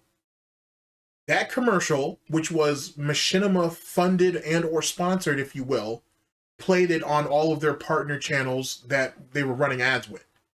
DSP, in some mentally ill way of going about it, turns it around and say, oh, Toby Turner is fucking me over. Not Machinima, the people who are running the ad, running the same ad, by the way, that's actually paying DSP. No, Toby Turner is somehow fucking Darksydephil. It turns into this whole hoopla or whatever. Toby ends up, DSP has a bitch fit on Twitter, I'm pretty confident, but he damn sure had one on YouTube. Somewhere down the line, Toby Turner finds out and he says, I'll see what I can do, but it has nothing to do with me. Then DSP tries to press him further to try to get a public apology and maybe to see if he could get Toby Turner to, oh, well, that's my theory, sorry. He tries to reach out to Toby Turner to talk to him. Toby Turner said he would look into it, but he doesn't actually control any of that, and that was pretty much the end of the story. DSP proceeds to, I allege, to harass Toby Turner into, well, you need to give me a public apology for this. If you're acknowledging that something happened and you're responsible for it, you need to give me a public apology. And then you probably need to shout me out on your content too. That's what I speculate DSP wanted Toby Turner to do, and Toby wouldn't. What DSP did want to do, that I can prove, is DSP wanted Toby Turner to get into a conversation with him so they could speak on it in air quotes behind the scenes. And Toby Turner didn't do it. And why would he? It wasn't his fault. And truth be told, DSP may have fucked himself over, because if Toby Turner had to go to his representative at Machinima and be like, yo, I got this guy spazzing the fuck out over a commercial that I don't even have any control of. Toby Turner had a whole lot more strength with Machinima than DSP did. So if the commercials did stop airing on DSP's channel, then that right there gives Machinima even more cause to be like, well, I mean, if he doesn't want that commercial, then cut his ass in half for a while and we'll see what happens. That makes no sense. At the end of the day, it doesn't matter who the fuck is on the commercial. DSP was still getting paid for it. If you allegedly put out good content, what the fuck do you care that this guy right here is promoting a game, and at the end of said commercial, it may have a link to his YouTube channel? If people find him funny, they're gonna want to find out where to find him. Just like that situation with Button Check recently. where Button Check went over DSP's response. He couldn't find DSP's actual channel, this, that, and the third. He had to go through a Detractor channel. DSP goes into a bitch fit talking about, oh, he couldn't find my channel because there was all this Detractor shit. So what? Was Memology? I'm pretty sure it was Memology's video. Oh, was he supposed to promote you at the end of his fucking video? You see how that's a two-way street? That's the same situation. But it was okay for you to bitch and complain at Toby Turner about that shit. But why didn't DSP go to Machinima? Why didn't he go to the Machinima directly and be like, hey, I have a problem with this? Because he knew there was going to be repercussions behind it. So he went there and fucking directed his autism towards this other guy who literally had nothing to do with shit. And DSP may have hurt himself. That may have been one of the starting points, I should say, that may have hurt Phil leading up to him eventually getting dropped in Machinima. Because just about everything you does builds up over a period of time. Something to think about. Like in 2010, and he had these ads running on everyone's videos that were gamers. We're like, wait a minute, why is Toby? And why wasn't anybody else complaining about it? And DSP didn't talk to anybody else, so he wouldn't know if anybody was complaining about it or not. But why didn't anybody else publicly come out and bitch about that shit? Now, I can equate that to something else too, by the way. So this was probably like 5 years ago. It was probably before the pandemic, I'm pretty sure. Pretty sure it was before the pandemic. Ninja was doing a it was like a New Year's event, I think. It was like a New Year's Eve event or some shit that was being held in Times Square, or a part of Times Square in New York. And Twitch was promoting it basically on everybody's content, right? Because it was promoted in, it wasn't an ad, I don't think. I think it was like a promotional like insert they just threw in there. Which, if that's the case, it's different than DSP's situation, but it's similar enough that I can at least give you context. And most people just didn't care. They were like, whatever. You know what I'm saying? Now, I do remember some rumbling on Twitter about it. And Ninja came out, and I think Twitch came out as well and said, I know Ninja for sure came out and said, hey, this is going to help everybody on the platform because it'll put more eyes on Twitch itself. What's the big deal? And I think Twitch may have made a statement too, but I mean, it's probably a throwaway line in itself. Yet again, it is what it is. Like, you know what I'm saying? That's promotion. You got to be able to look at the big picture when it comes to stuff like that. If not, then you're just going to be like DSP and fall behind. And look at Ninja. Ninja isn't the last few years have not been generous to that guy, for various reasons. I mean, that health scare is one thing. I think they found like cancer of the foot or something, or on his foot, something benign. That was pretty scary, I'm sure. But that and his just relevance overall, like Ninja's kind of fallen on hard times. But that's neither here nor there. It is what it is. Turner advertising his gaming channel on my fucking content. That's completely unfair. It's a predatory practice. It shouldn't even be allowed on YouTube. So then why didn't you go to fucking Machinima with it? It was Machinima who did that. That wasn't Toby Turner. But yet again, he never went to YouTube and bitched about it because he knew he knew it was stupid to do so. So just attack the person directly. Have DSP go ahead and re-explain that story to you. And did he ever go to YouTube about it? Because there is a video on his channel that talks about it. He didn't say shit about that to you. He didn't say anything about it to YouTube. He wanted to hold Toby Turner responsible for it. And since then, that's always been my philosophy. I think it is. Oh, I totally think it is. I don't know, man. Oh, I think it is. Hold on, let me bring that back. Can't even look at the situation rationally. That's what I think it is. That's completely unfair. It's a predatory practice. It shouldn't even be allowed on YouTube. And since then, that's always been my philosophy. I think it is. Oh, I totally think it is. I don't know, man. Like, I just think that you're salty. You know? Look at him drinking from his little pissy cup. Oh, that's so passive aggressive. Like, I don't know what to say. Like, that's your opinion. You're entitled to it. I'm not upset by that. I just think if you were a bit more honest about things and were directly like, listen, fuck this slut. I don't believe in this. I'm pissed that she took Iron Chef Sakai's money away from me. I think that that's, you know, something that people can understand and get behind.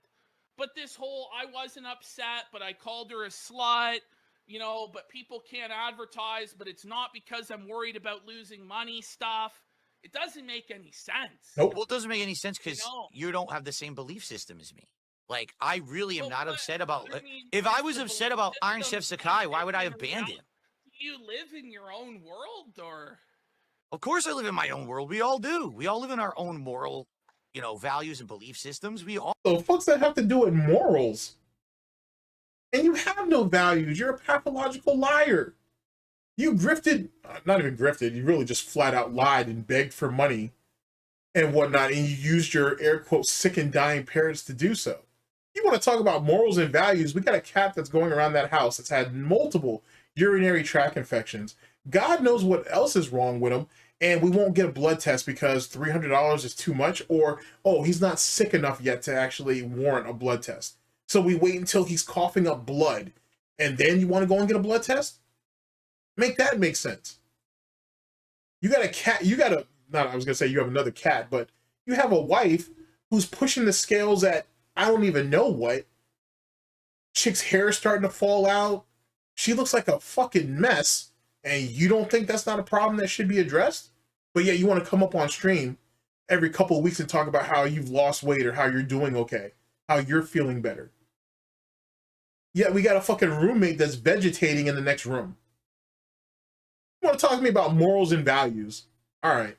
You're literally taking money from people who are on SSI or have some type of disability and shit or whatever. And you think it's a good idea to poach those people? You really think that's beneficial? You don't do shit for society.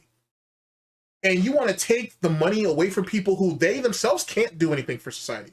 There's a difference. They can't do anything for society. You literally don't do shit for society. And you think it's a good idea to poach money off of them? And you're okay with that? Go ahead and give me your fucking Christian values on that bullshit. All have different perspectives on stuff, and that's okay. It's okay to not agree on something. Like I said, with Iron Chef Sakai, I appreciate everything that he did for myself and my business. I really do. Let me ask you something. But I banned him for a reason, because I had enough. But the thing is, you advertise. But it's funny how you only had enough once he was giving money to somebody else. That's weird. And I appreciate everything he did for me in my business, but then he could get fucked off just that quickly. A couple $100 wipes away all of the alleged goodwill that he did for you and your fucking business. Makes you think. Ties yourself in like my chat, or you did for a while. Like, should I have banned you? If you felt like you wanted to, sure. That's not an answer. Like, that's literally not an answer. Hey, you were promoting your slop content in my fucking chat. Should I have banned you? If you wanted to, that's not an answer. Yes or no? See, this is the deflection that anybody who would debate him would have to deal with. You're never going to get a straight answer out of this piece of shit. He spends all day lying to himself. So how the fuck is he going to be honest with anybody else? And you had the right to. Would you want me to do that? It's up to you. It's your call. That's disgusting. That's disgusting. Oh, that's peak mental illness right there. There's other people who I'm friendly with, and they have come in and advertised stuff in my chat, and because I'm friendly with them, I say that's allowed. Oh, so it's just like the Review Tech USA shit, right? Oh, well, because I'm cool with Duty and these other guys. Well, he was, but then him and Duty worked it out. Now he's beefing with a whole nother group of detractors. Though. But anyway, I'm cool with these detractors over here because they don't fucking criticize me or they haven't made fun of me. I'm cool with these guys. But all the other detractors, trolls, haters, and critics are mentally ill. I got you. DSP is literally doing the same thing Rich did. And look at where that got Rich. Rich was beefing with Duty for a while. Apparently they ain't smoothed that shit over. Now he's beefing with Sly and whatnot, which is bizarre, to be honest with you. I don't even know why that's going on. Rich is losing that battle. You know what I'm saying? Like, what the fuck? Oh, man. Actually, now I think about it, in hindsight, there's no way DSP could have a truce or make peace with detractors, trolls, haters, or critics, because look at what Rich did. Rich has been grifting off detractors for years. Then he gets in bed with Duty. Then he gets comfortable. He gets criticized for a stupid situation that Rich put himself into. Sly was like, yeah, that was a stupid thing to do. And now all of a sudden you got Rich out here calling him Uncle Tom and doing all this other silly shit. Make it make sense. Jesus Christ, make it make sense. Right. Can you just admit that you were upset about losing out on the money? And I'm that's why you not. called I am So- literally so not that in you- one that piece you- upset about that. So it has nothing to do with the money. So is it that she's a woman? Because No. you know, I is don't it like that she's predatory lesbian? content. I don't like predatory content. I never. But you admitted to not watching her content. So, and I see where PPP is going with this. How did we go from Iron Chef Sakai was giving her money and allegedly promoting her content and your content to her being a slut? Like, how do we make that jump from Iron Chef Sakai giving her money to her being a slut? Like, and he can't explain that. And that's why it's easy for PPP to be like, oh, well, is it because she's a woman? Oh, no, it doesn't have anything to do with it. Okay, so then what warrants you calling her this then? Never have. I feel like there's a level of content out there that's very exploitative, that takes advantage of certain people. Yeah, that'd be you. Okay, and a lot of people will say that about me, and you might say, well, is this contradictory for yourself? It is, because you prey upon weak people too, mentally disabled, physically disabled, and otherwise. You fall into all those categories, and you know it. Jesus Christ, Phil, you were defending a pedophile. And I don't even, if I really think back, I don't think that was the first one you've defended. So, huh? See, you know what? That's interesting too, because Rich was in bed with a pedophile, now I think about it, over there when he was with LolCow Live, well, in that LolCow universe. I don't remember Rich saying anything about that either. Damn. The comparisons around this bitch is fucking getting scary. Very, very scary. Let alone the Dropbox situation, right, Rich? Right, Rich? Right. My content, you know what you're going to get when you come on my stream.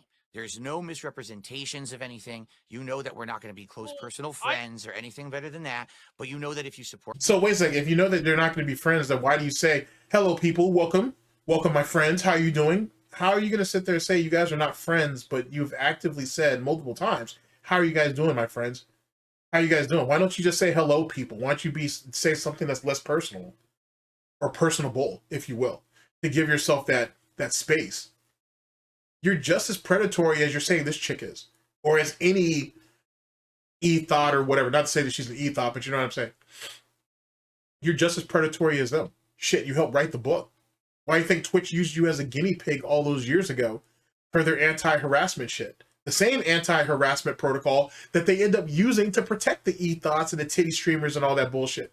Which, if you think about it, that puts you in direct contact with Hassan. Not Hassan Piker, the Hassan that used to be ahead of the head of partnership, which explains why DSP got away with all the shit that he did up until Hassan getting fired. And then all of a sudden DSP got vulnerable, and then all of a sudden he ended up getting booted in the years later. Something to think about. Takes advantage of certain people, okay?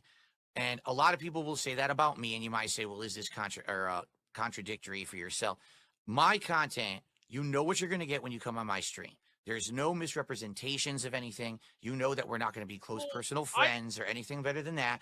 But you know that if you support my content will continue. So if you... So basically all of your shit's behind a paywall. Give me money to keep doing this. But wait a second. That means you're completely and utterly relying on begging, because your content doesn't generate income. It's you begging for money is what does that. So are you like low-key? I mean... He's kind of low-key admitting that, hey, if you guys don't give me money, I can't do this, and I don't do anything else at all in life that can generate a steady income for myself and my family. So I need to beg. That's literally what he sounds like. I mean, that's pretty much what he said, actually, now I think about it. Womp womp. Like me and my content, and you want to see it continue, and you want to support improvement, support my content. You say stuff like it's a drama-free show. I mean, you don't get that, because there's drama all the time. Whether it's you going after Review Tech USA, which you did collabs with me, whether it's you talking about Keemstar, or you calling this Lex girl a slut, like, of course you participate in drama. And all the shit that he said about PewDiePie, Markiplier, the Doc, fucking Ninja, theoretically. He went at Ninja a few times, to be honest with you. As well as other streamers and content creators. Like, Ian sat there and taking shots at a bunch of people, but he's not a drama YouTuber, though, or not a drama content creator, let's say that. He's none of those things, though. Yet, there's literally, like, there's plenty of fucking evidence out there of him going at other people for no reason that he didn't even know. Just because he could. Just because he was pissed off that day because he couldn't take his wife to the Space Needle or whatever the fuck. And then he decided to go to war with an entire community who backed him the fuck off real fast. If you don't know what I'm talking about, State of Decay 2, that situation. He sat there and screwed himself up, and then sat there and hit off Twitter and whatnot, deleted his original message. If he was standing behind that shit, if he was really standing on business, we'd have never deleted that tweet. We would have kept that out there.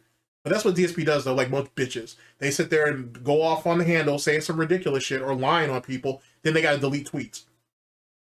Makes you think. But it's not the focus. That's right, but it's not the focus. But, I mean, listen, I'll be real. I think you should do more of that. Oh, I know. Because I think it's a lot more entertaining. And I feel like this segment... I mean, maybe, but it's not going to be beneficial to him, though. To be honest. It's like, it's a fight that he knows he's going to lose. Like, that's like, think of yourself as a boxer, for example.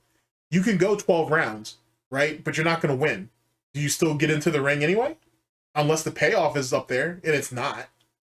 You know what I'm saying? If he actually engages in content, then the content ramps up. The trolling ramps up. You know, and everything else that comes with that. He can barely handle what the situation is now. You want him to get literally into the fucking abyss with this shit? There's no turning back. I mean, there's no turning back for him now. But there's damn sure ain't no going back after that. Yeah, he don't want no smoke with that. That's not a good idea. I get where PPP is coming from, but that's not a good idea. Where we're going back and forth and talking. I feel like it's very entertaining. I feel like a lot of people are entertained and captivated by it. But I will make an observation now, okay? This segment has now gone on for about 45 minutes. Okay. Yeah, we went about 15 minutes over what I wanted to go. But we have received during this segment about $5 in contributions. Can't people have a chance to absorb the content first before they have to pay for the shit? On top of that, they don't have to tip you now. Can they not fucking send money to your PayPal and shit, or give you a super thanks or some bullshit later on down the line? Can they not just sit down and be entertained with this, air quotes, ladies and gentlemen, allegedly free content that he provides? I'm just asking. I'm asking for a friend. I'm just asking. My audience doesn't care about this. But they never did.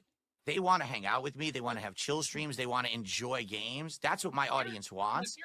Here's my point. I think that your audience, it's kind of like a sinking ship in a way. You have your core supporters, but as time they get peeled off. And eventually you're going to have to expand into a new audience, into new horizons, because you can't rely on the same 20 people forever, sir. And I mean, there's not even 20 at this point, but I appreciate the effort there, PPP. And that pigs don't have 20 hooves and shit, so that's not a thing either. If you're just doing these gameplays like you're doing in this oversaturated market, it's not going to grow, King. Mm-hmm. But there really isn't, and by that analogy, and I get what he's saying, by that analogy, there really isn't anywhere DSP can go. Just about every genre that DSP could go in is oversaturated. If he doesn't have the charisma, the intelligence, the engagement with people to be able to separate himself from the pack, or if he doesn't have the social ability to align himself with other people, because DSP can't stand on his own too, then he's already at a deficit. Doesn't matter what DSP tries to transition into, he's already at a deficit.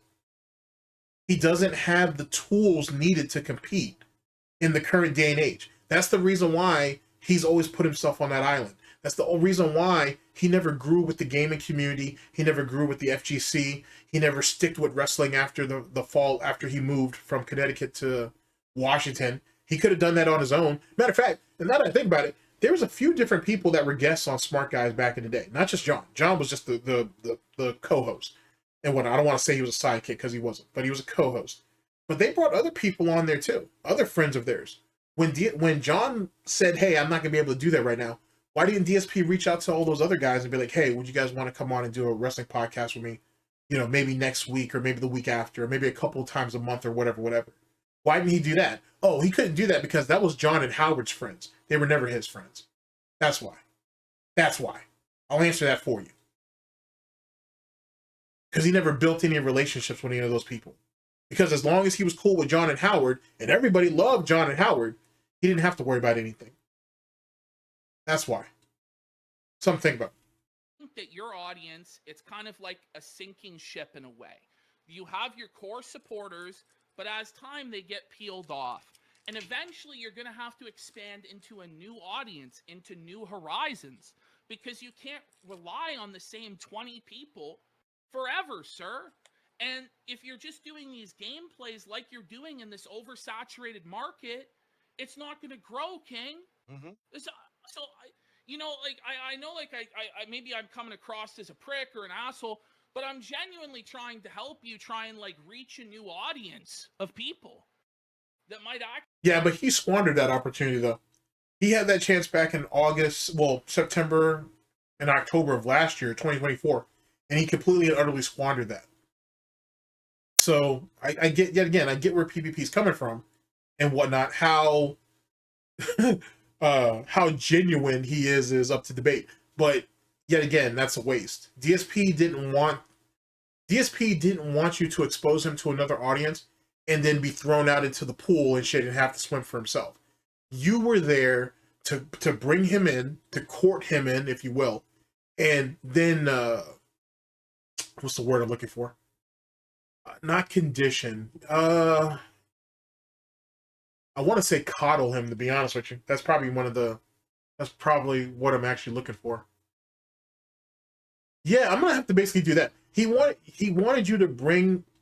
DSP wanted PPP or Kino Casino, let's say. DSP wanted Kino Casino to bring him into their sphere, into their audience, into their demographic, and then build him up amongst their core audience without him really doing anything. So he wanted to have all the benefits of a new audience without actually putting in any of the work, just him being there. And that wasn't going to work. And that's what PPP is trying to say. Hey, we gave you an opportunity and you squandered it, or you didn't take advantage of it in the way that you should. And that's because you're stuck in your ways. If you continue to keep doing what you're doing, there's not going to be anything for you. The reality is there's nothing for him now. There's nothing for him now.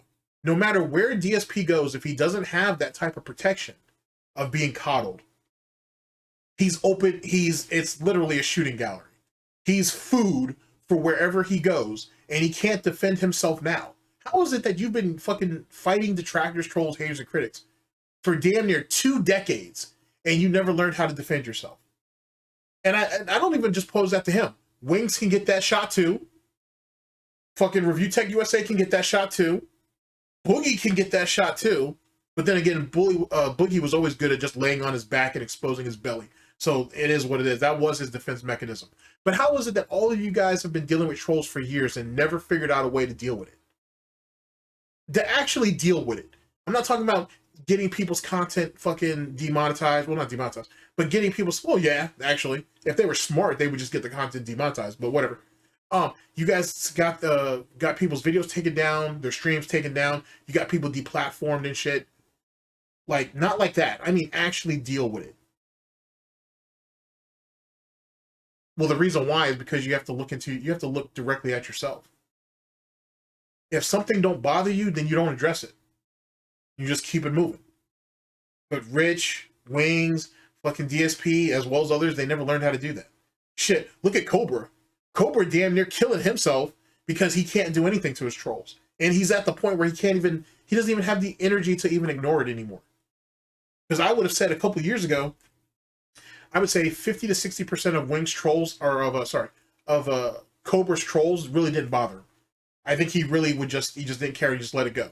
But that other 40% though, they were working his nerves. And that's where you got your responses from. But then what ended up happening is instead of actually figuring out a way to work out that shit, meaning that whatever pent up frustration he has, go out and do something. Detach your ass from the fucking internet and actually go and do something to kind of help, you know what I'm saying, to give yourself another outlet, if you will. Because Cobra couldn't do that, or he wouldn't do it, and whatnot, he internalized all the shit. And that's why he looks the way he is now. He got deeper into his drugs, got deeper into his alcohol, he got deeper into all that bullshit, and that's why he's just sitting there slowly dying. And Clint's gonna let him. Clint's gonna let him sit out there and die in that fucking trailer or whatever. And Clint's gonna go. And I know this. I know this. Clint is literally going to sleep each and every night, dreading the next day, because Clint is gonna have to one day come to the realization that Foodie Beauty and Foodie Beauty's parents are gonna have to deal with. When you finally get that phone call, or when Clint finally goes out there to that trailer and he realizes Cobra's dead, is it going to be relief or regret? And that gets into a much deeper conversation that we won't have right now. But that's what Clint's waiting on. And that's probably the same thing Foodie Beauty's mother's waiting on. Speed. It's gonna, when she finally finds out that her little baby pig is no longer alive anymore, is she gonna be relieved that she doesn't have to deal with it anymore? Or is it going to be regret that she didn't do enough to try to stop the bullshit? Clint's going to deal with the exact same shit. This is the reality, ladies and gentlemen. This is the reality.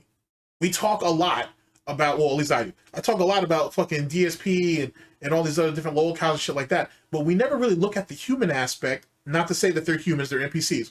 But we don't look at the human aspect of what their families have to deal with. All this nonsense DSP does online and shit, how does that reflect on fucking Linda and Dave? How does his cousins have to deal with this shit? This isn't just YouTube. This isn't just Twitch. This isn't just Kick. This isn't just Twitter.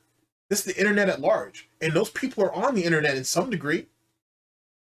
Think of the nonsense they got to put up with. Something to think about. Actually be entertained, sir. Mm-hmm. And I appreciate that.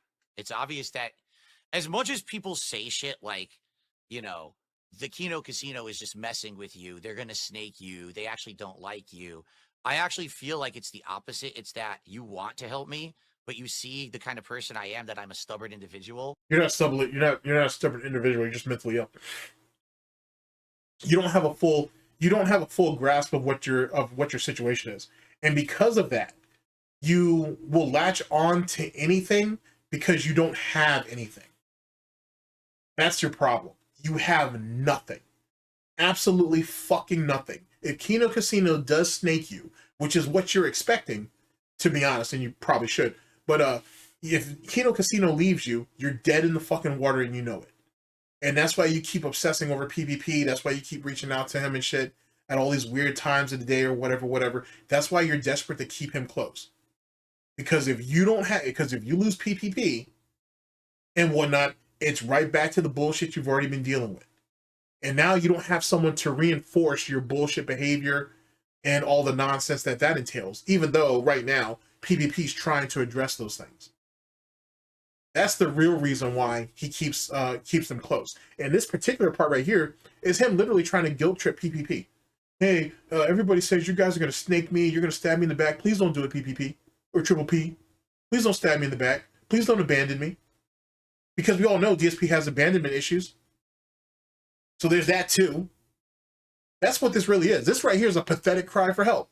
Basically saying, please don't fucking abandon me.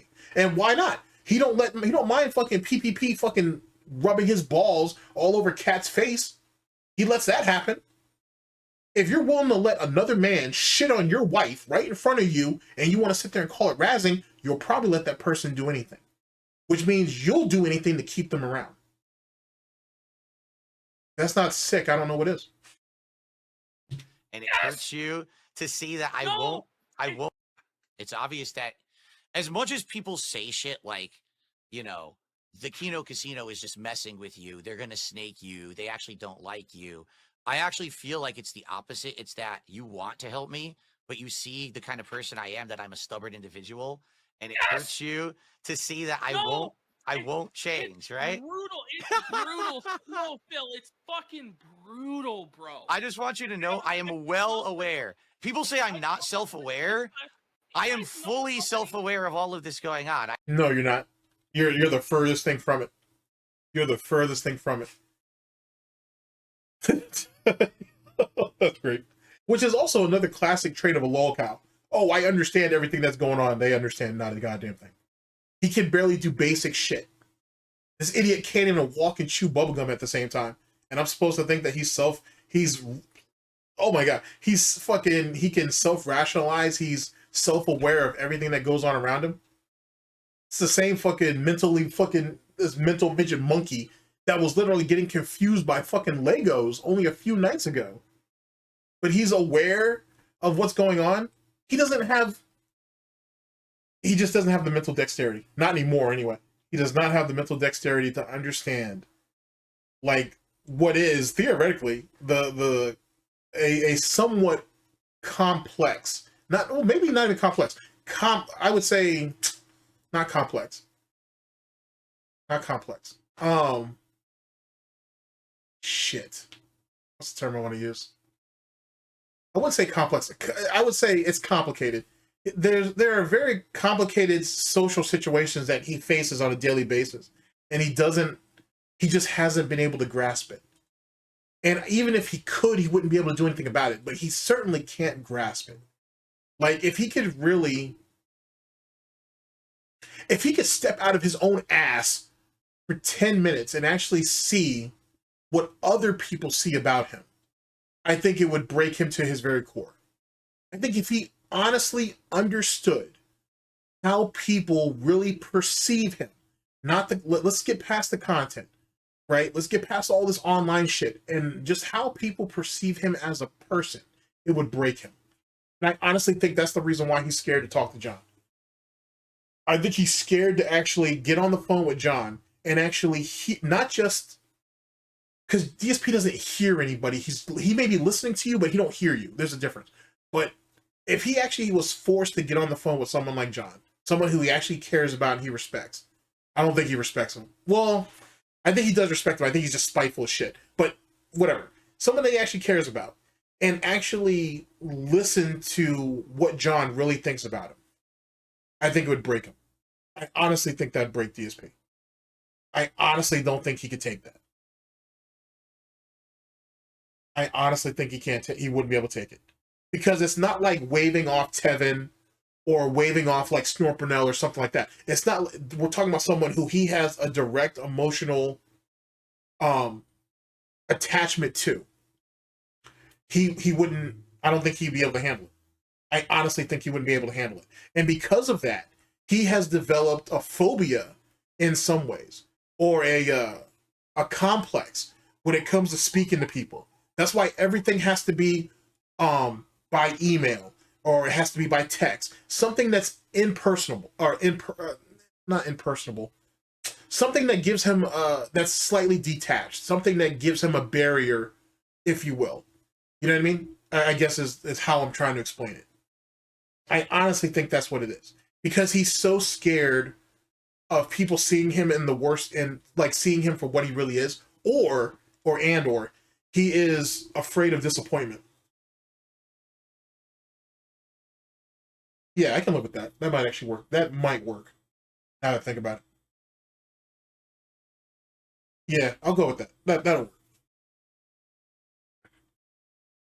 He's not built for society like that. He really isn't.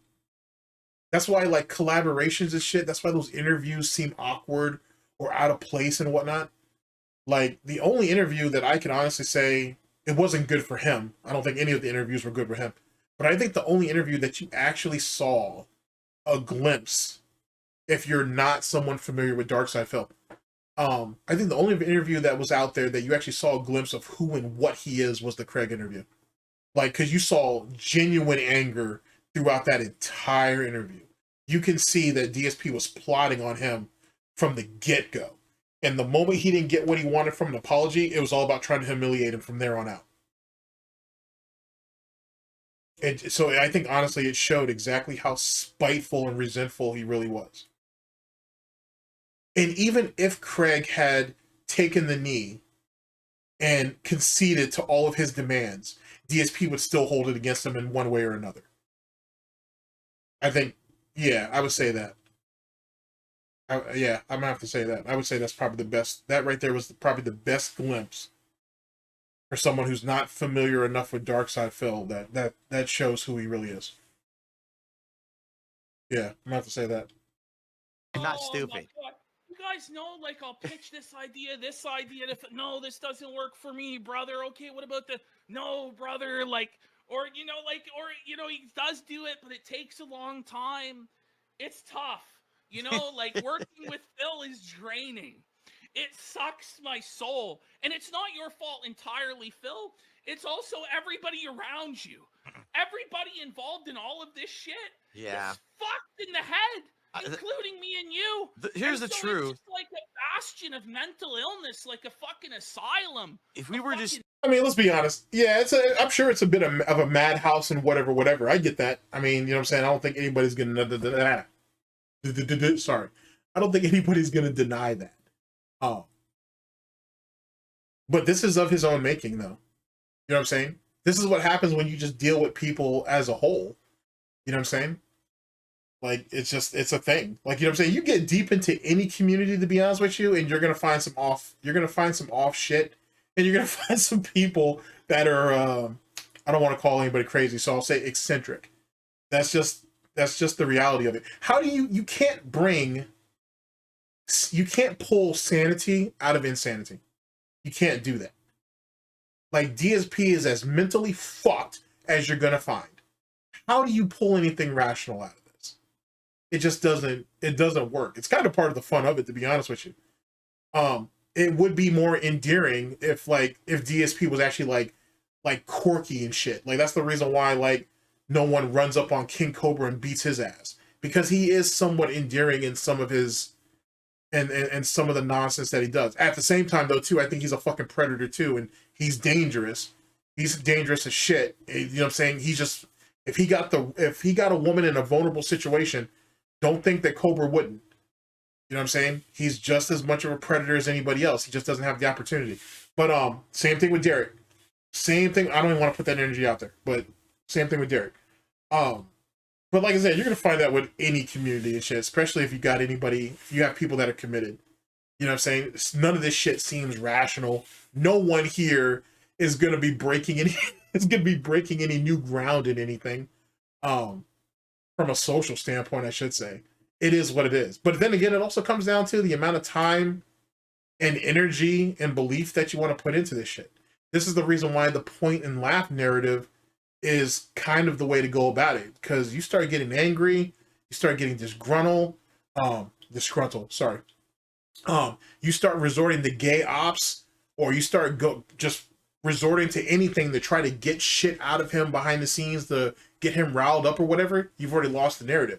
And if you're willing to cross that line, then who knows what other line you'd be willing to cross. Something to think about. Not bars. If we were just able to work together and do the fun content that we think would work, but work together, you mean have him do all the heavy lifting for you? Didn't PPP and Andy already do that in that first gameplay stream that you guys did? What was that game called? The one where they were all chained together and shit. And they literally had to carry him through that shit. That was ridiculous. If you guys know what I'm talking about, I can't think of the name of the game right now, because I think Mudahar was supposed to be on that stream, and he was supposed to game with them too, I think. But then he got into that situation with Nux and all that fucking lolly and all that other fucking crazy ass shit that was going on with that. Yada yada yada. we can't, because every moment we gotta wonder how is it going to be taken by this? Who's going to spin it this way? Will they support it or not? That's fucking weird. So yet again, that goes back to what I said earlier, that he doesn't even make content. He doesn't make anything. He doesn't create good content to make good content.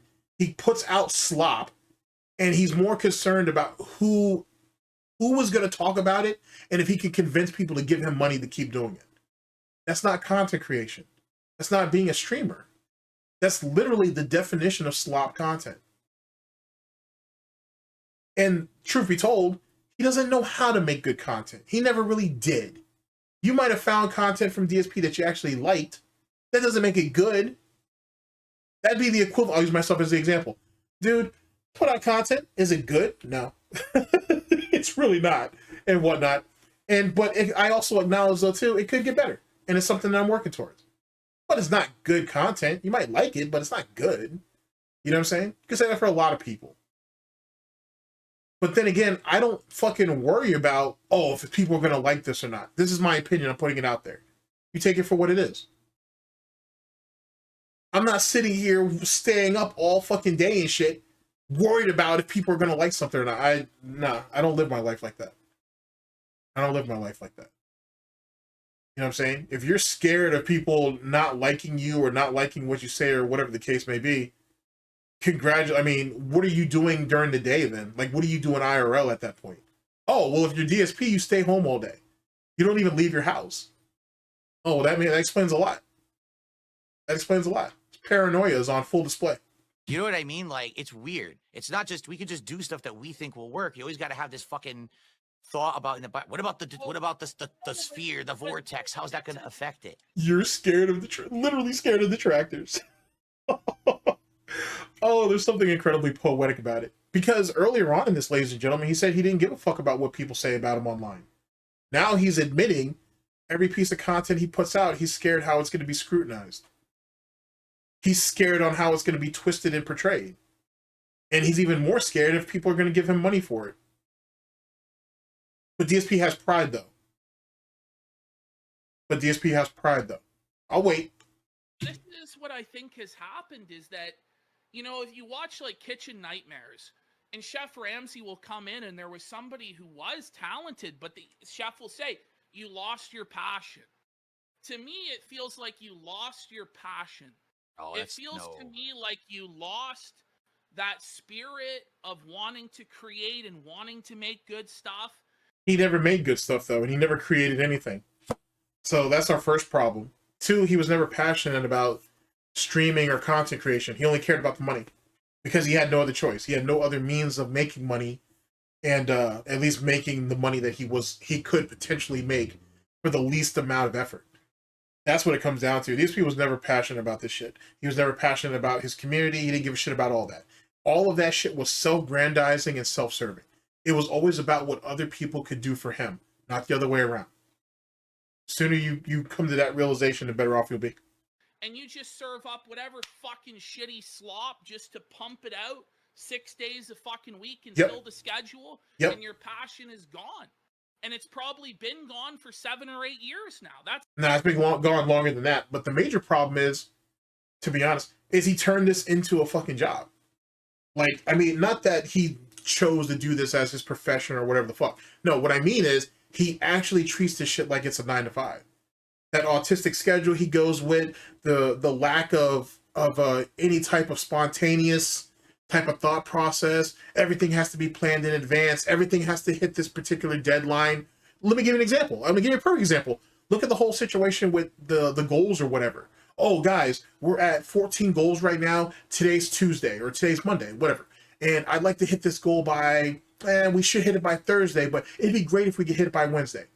He sounds like a mid manager in an office. Hey guys, this deadline's on Friday, but it'd be great if we could hit it Wednesday. You know what I'm saying? If you guys could just put a little bit more effort, get our productivity up, it would be great for everybody. It's just like that. He wants to sit there and portray to you this whole bullshit about their gameplay streams, they're chill, they're this, that, and the third. And yet he has somehow figured out a way to convince people to do more than to just come by and enjoy the content. You got to come by, you got to enjoy the content, you got to tell other people about it, you got to be positive in the chat, you got to give boatloads of money to hit the goal. Once you hit the first goal, let's hit a second goal. Why not hit a third? It's like going to another job. He's literally turned this into another job for people who are supposed to be there relaxing, allegedly, and enjoying the content. They're not fucking viewers and shit, they're workers. They're legitimately workers. That's my assessment. I lost my passion in 2016 when I was doing the offline style videos. I basically was streaming, but I was actually ignoring the audience. Like, imagine I literally didn't address anyone tonight who contributed or nothing. Like, that's how I was streaming. I mean, what a dunce move, right? But then when I became an interactive streamer and That's not true, though, because you used to talk to people in the chat. They just didn't give you money, so you didn't feel a need to, I guess, embrace them, I suppose? Because they weren't giving you money, unless they were doing it through PayPal. What are you talking about? That literally, I never even understood that narrative when he used to say that shit. That literally didn't make any sense. Because if that was the case, what the fuck were you streaming for? Because you're not getting the benefit from interacting with your audience. So you were just streaming just for the sake of streaming? And if that was really the case, then how did the Pokemon Sun and Moon situation? Well, actually, that was later on down the line. Never mind. That was later on down the line. Fair enough. Yeah, let me take that one back. Let me take that one back. That Pokemon Sun and Moon shit was way later on. Way later on. I started talking with the audience and having these social conversations and shout outs. The content changed. Social, wait. We could have these social interactions and shout outs. So literally it's back down to money. So you just keep proving my point. Who contributed to nothing. Like, that's how I was streaming. I mean, what a dunce move, right? But then when I became an interactive streamer and I started talking with the audience and having these social conversations and shout outs. So when I was interacting with the audience, we were having these social conversations, giving people shout outs. So basically what he's saying is, if you really think about it, when the platform when the platform in question gave him an incentive to actually interact with people, he started to do it. That's basically, at least that's what I'm pulling from it. That's basically what he's saying. He's trying to make it seem like, oh, I was just ignoring people for the sake of it, this, that, and the third. But it sounds so much worse, because if you really look at it in the timeline, he really only started interacting with the audience on live streams when he had a reason to do so. Meaning gifted subs, and then obviously like memberships, a financial incentive. That's the point I'm trying to make. That's really wild to me that he's never caught that, or he's never decided to rectify that in some way, or spin that. That's interesting. The content changed much for the better. And I like who I am now. I like the content I put out now, and my audience does. Now, you're right. If that's the case, then why is your audience so small, though? And why is it that it's literally come down to like a handful of people that have to literally prop up the entire audience from a financial standpoint? Because your videos don't do shit. So we don't even have to worry about that. We can push that right off the board. So if you like the content that you're putting out now and your audience likes it too, yet again, I have to ask, why is there so few people on there? And why do you literally have to put these dents in a stranglehold just to hit $150 a stream? Why would you even expect $150 a stream? Like, don't you think that's a bit intrusive? What's that, $300 a day? Which is what I always said it was going to be. But now, theoretically, it's actually $600 a day, because he would, if it would incentivize him to hit 2 goals a stream, or 4 goals a day, which would theoretically be a DSP tries it every 2.5 days, or 10 goals, if you will, which is 20 goals a week. Or not a week. I'm sorry. That'd be 20. Yeah, I'm right. It'd be 20 goals. Theoretically, it'd be 20 goals a week. Damn. That's pretty wild. Not going to have the same size of audience forever. And I am trying to slowly try to transition into other things. How much time do you actually think you have, man?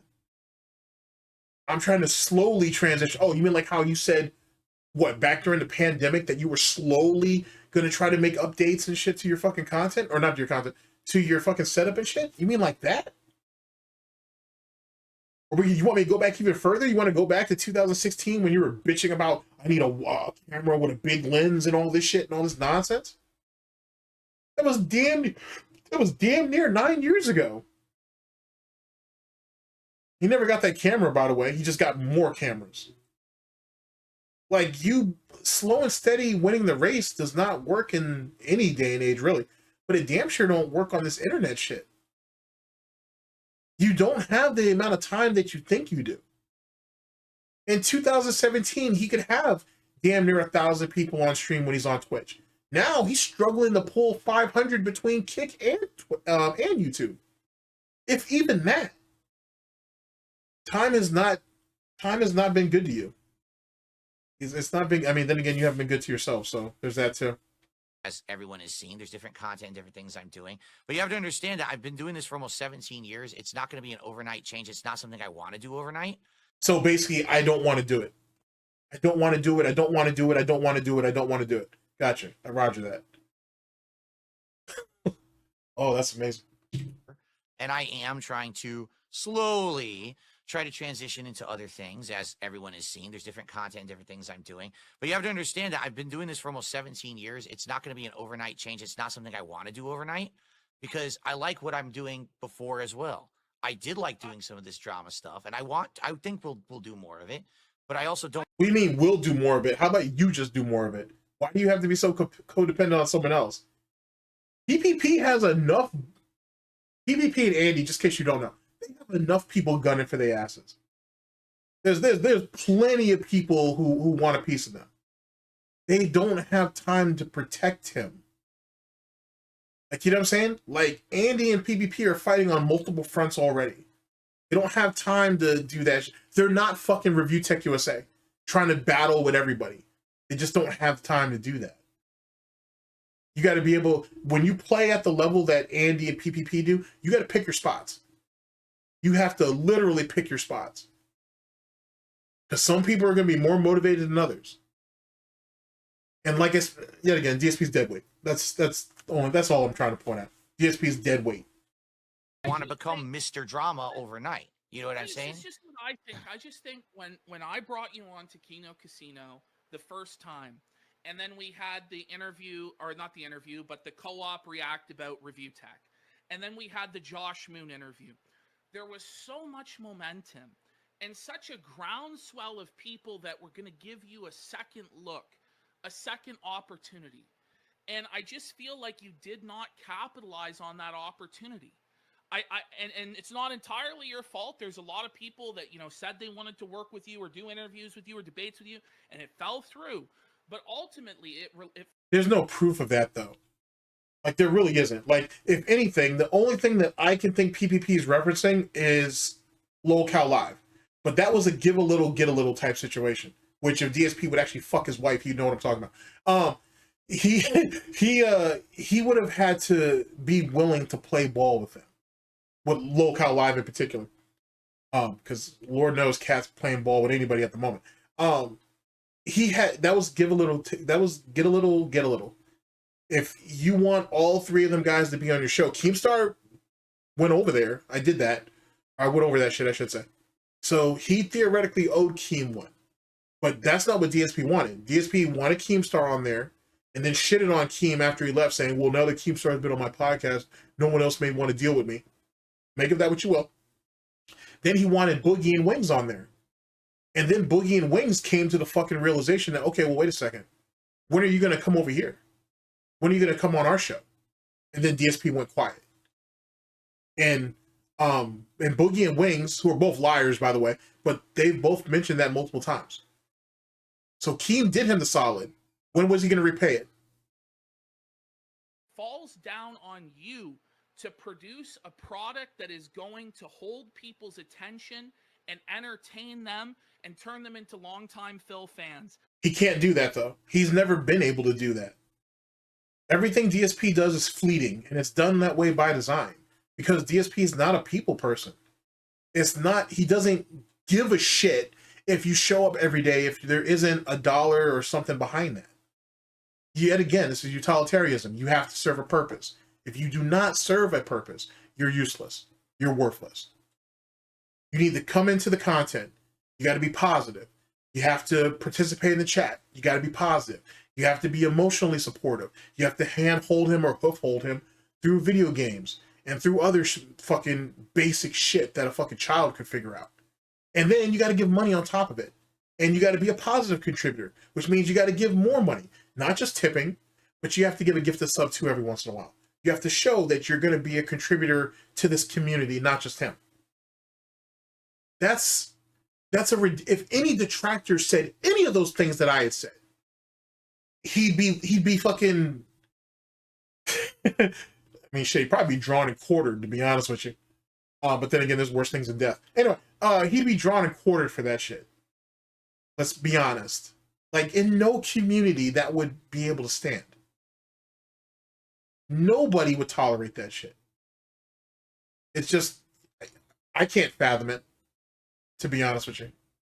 And you had such a good opportunity, and I just feel like you let it slip right through your fingers because you were too comfortable clinging to what you do now, which it's enough to get by for now. But, 50 is coming, Phil. He'll soon be 50 years old, 60. You got to be. This is giving me flashbacks to the Ptolemaeo thing. I haven't even gone over that yet, but I need to. This is giving flashbacks to this shit. How are you going to have one grown-ass man give another grown-ass man advice, and PPP's younger than DSP? So, whatever. Oh, shit, whatever. But do you know how wild that is? Don't be wrong, man. If people didn't care, they wouldn't say anything. So that's a thing. But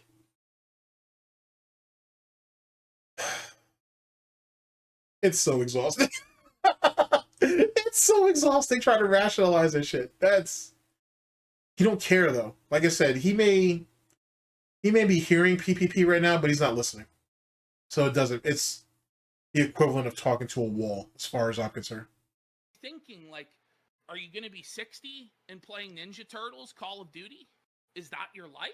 Of course not. And I'm trying to prepare my audience for that. I've been telling them for years, this is why I need to diversify and do it. Wait, stop. He's not saying anything about the audience. He's saying you need to change.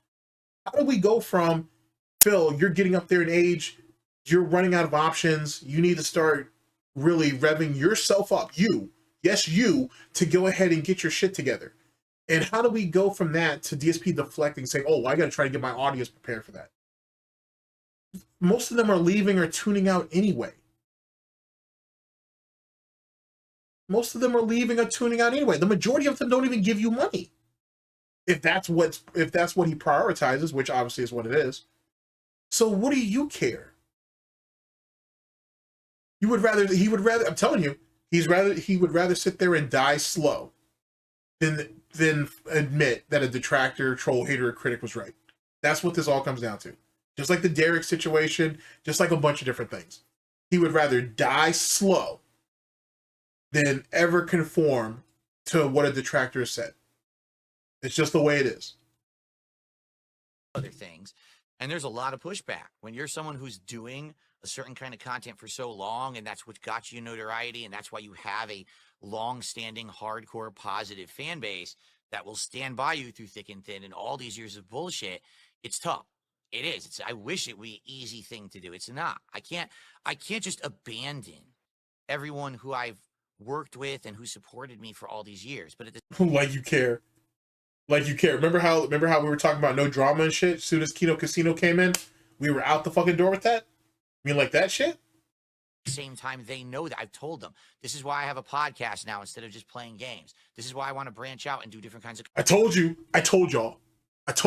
For those of you who've been listening to me for any period of time, well, you haven't been listening to me for a while. I told you that game shit's about to stop. That game shit is about to stop. It's about to stop. If he can figure out a way to talk for 3 or 4 hours, and it won't be 5 or 6 like the fucking lame ass gameplay you normally do. If he can figure out a way to talk for 3 or 4 hours and pull $300, that's exactly what we're gonna do. And then you might get a chill streaming of gaming at night and be done with it. All those day one views and whatever, we're done with that. Because he's not benefiting anyway. He hasn't benefited off something like that in like 5 years. YouTube is dead. It's literally dead to him as it pertains to videos. Especially for a channel his size, but that doesn't mean anything anyway. If we can go ahead and transition into just talking and whatnot and have even less gameplay, that's what he'll do. And that's why the fucking Bottom Bitch podcast has been getting extended. And that's why he's so desperate to get them to hit a goal. If he can hit the goal before they get in the gameplay. Because, peep this. If DSP can regiment them to hit the 150 before the stream, in his head, oh, well, then maybe we can, oddly shaped head, I should say. But then, oh, well, maybe I can condition them to do 300 a stream. We do that. Hey, maybe you guys can go ahead and submit news stories to me. Stuff on Twitter or stuff on Reddit or whatever. Something that you guys like. Just go ahead and just share that link to me or that article or whatever to me. And then we can do that. And then we can have a cool little Q&A session and whatnot about it. And then, you know, and maybe we'll do an hour's worth of gameplay and then bam, first stream's done. Then on the second stream, oh, okay, guys, we're gonna start this new playthrough, or we're gonna do Street Fighter, or we're gonna do whatever. It doesn't give a shit. He doesn't care about finishing games anyway. No one else gives a shit about him finishing games. Who gives a shit? Like, that literally means nothing at this point. But if he can go ahead and get them to fall into that narrative, That's what's gonna be. I told y'all. It's not about fuck gameplay. He's done with that. He's been done with that. He can condition these people to give him about 300 a day. In the span of 4 hours of him just talking, that's the new lick. He'll go ahead and stay under the gamer persona to try to protect himself or whatever the fuck. But if he can do that, gaming's going to be right off the goddamn books. Because why not? You don't have the patience for that shit anyway. It's tough. It is. I wish it were an easy thing to do. It's not. I can't just abandon everyone who I've worked with and who supported me for all these years. But at the same time, they know that I've told them, this is why I have a podcast now instead of just playing games. This is why I want to branch out and do different kinds of commentary shows. This is why I need to branch out and do interviews. It has to happen. It can't just be me sitting here playing games till I'm dead. I'm not going to be able to. I'm going to get carpal tunnel, right? I can't do it anymore. And I know that, and I've said that to them many times. So it is. That's not fair. That's really not, and don't be wrong, I don't give a fuck about a dent, but that's not fair to try to use them as a shield. It's not fair to sit there and say, oh, they're holding me back, because that's basically what he's saying. He's basically saying, I can't change, I can't transition, I can't evolve, if you will, because these people are holding me back. That's not a fair thing to do. And like I said, I don't give a shit about a dent, but that's not a fair thing to do. I totally get where you're coming from. I do.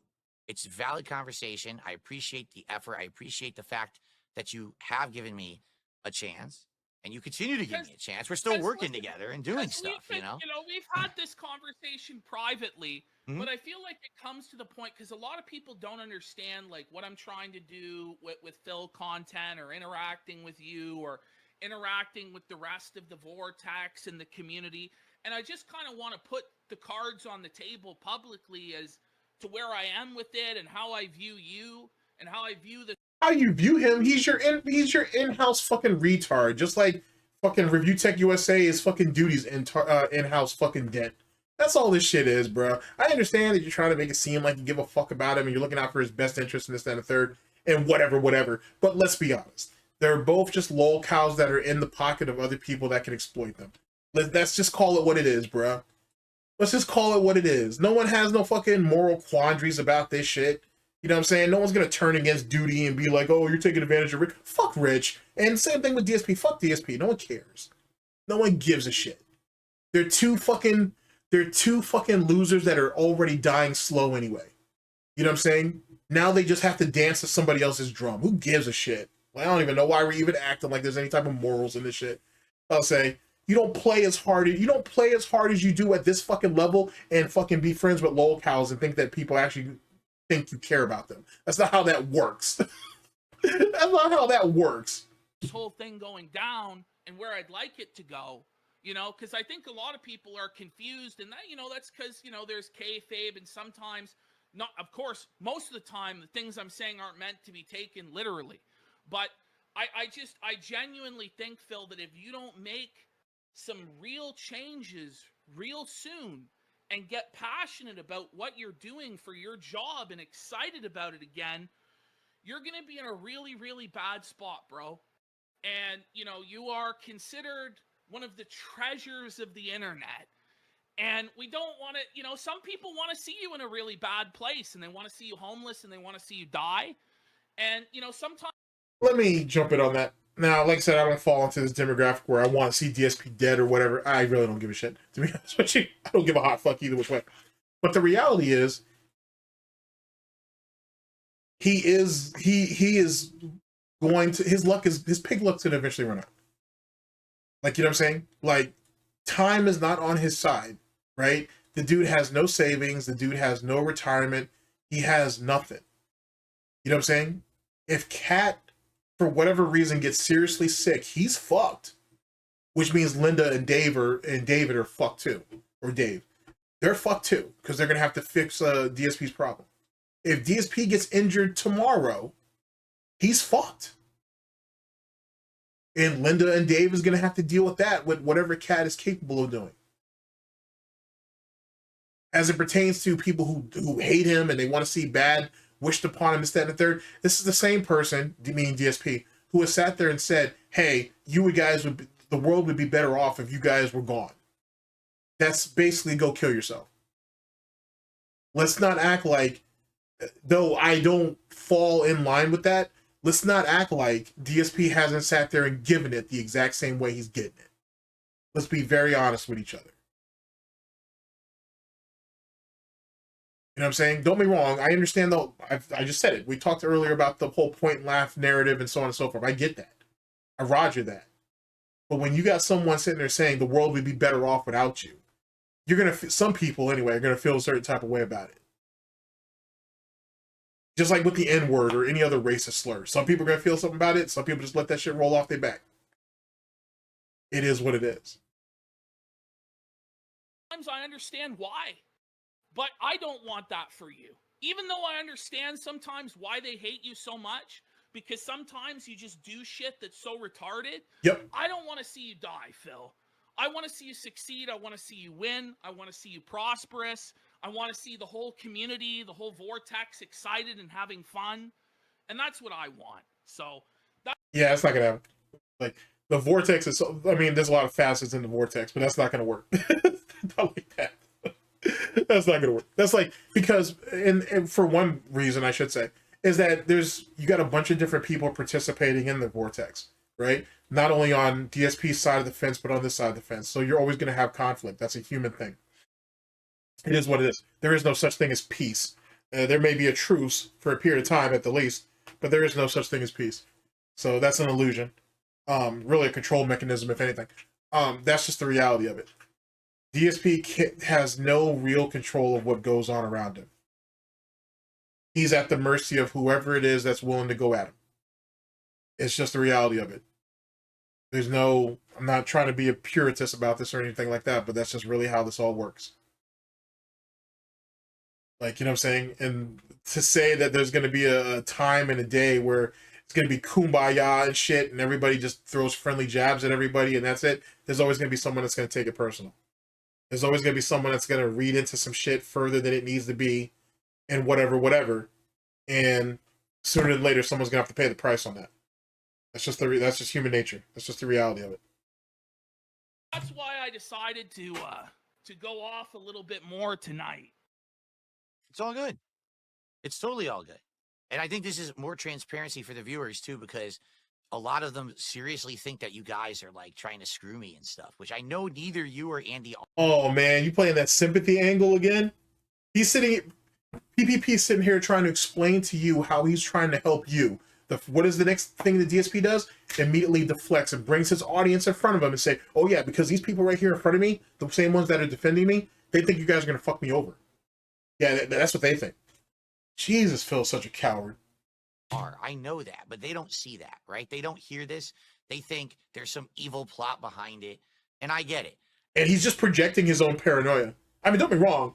Eventually, PPP and Andy are going to fuck him. They're going to have to. At first, it was probably just playful type shit. Hey, we'll cut Phil loose if if this doesn't pan out. Sooner than later, DSP is going to put them in a situation where they're going to have to cut his throat. It's just the way it's going to have to be. The same way that DSP ain't sat there and fucked over Brightside Viking, gave his ass the Blood Eagle treatment, they're going to eventually have to do it to Phil. Sooner than later. It's just what's going to have to happen. Which is what PPP's trying to avoid. It's very clear that this whole segment was to try to be a wake-up call to DSP that, hey, I need you to lock the fuck in. You know what I'm saying? Because there's a lot going on in the world, Phil, and a lot of that affects you. A lot of that affects the people who give you money. A lot of that affects the people who come to your streams just to socialize. And it also affects the people who makes content on you. It affects the people who view the shit. If you don't wake the fuck, I don't know why I'm even saying this because I don't give a shit. If you don't wake the fuck up now, no one's going to be able to save you later. What PPP's trying to tell him is, I'm wanting to help you right now. Because sooner than later, there'll be a time where I can't. I'm going to have to let you go. And DSP don't see it. Because like I said, he swears up and down that he has all the time in the world. And he really doesn't. And after 16 years or whatever the fuck, if he hasn't realized that, he's never going to.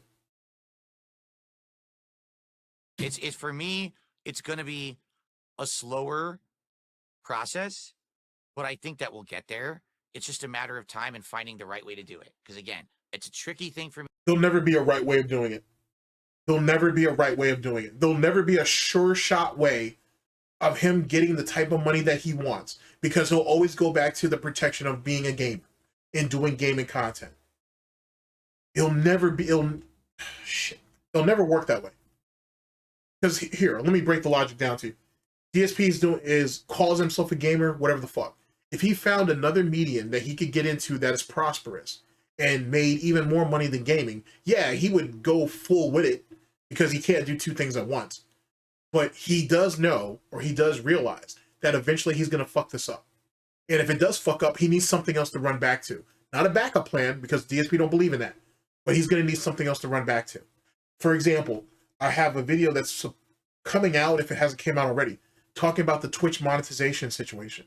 Basically, Twitch is going to have to restructure how the affiliate and partnership perks or incentives, whatever, they're going to have to figure out how that's going to work, because now Twitch is trying to roll out this new initiative or incentive to all streamers, for the most part, that you can make money on their platform, whether people gift you memberships or through bids. And that kind of makes sense, to be honest, to get as many people in there as possible. And eventually, they're going to also probably extend that to ads as well. Right now, ads only go to partners or affiliates of partners and whatnot. But sooner than later, if the profit margin from getting more people to come back to the platform and start streaming without the burden of being an affiliate or partner becomes a thing, then sooner or later they're going to throw ads on everything. When that happens, DSP's going back. I don't know when. I'm not saying it's going to be the first day type thing or whatever, but he's going to go back.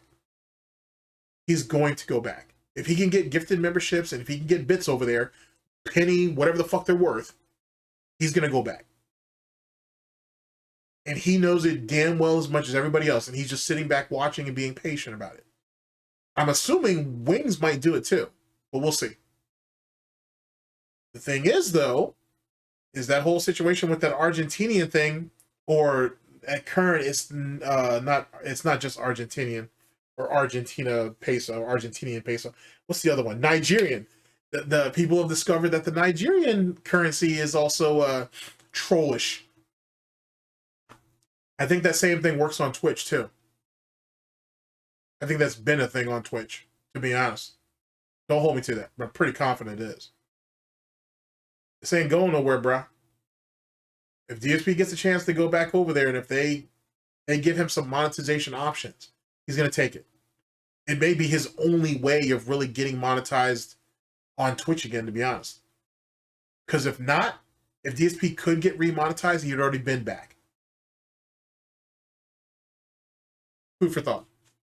I easily could have jumped fully into the drama stuff back in the fall, right? When we were hot with it. We were. No, you weren't. But what I started to see from my core audience, the people who were there every day to support me, was saying, Phil, what are you doing? Then it wasn't hot, then, you idiot.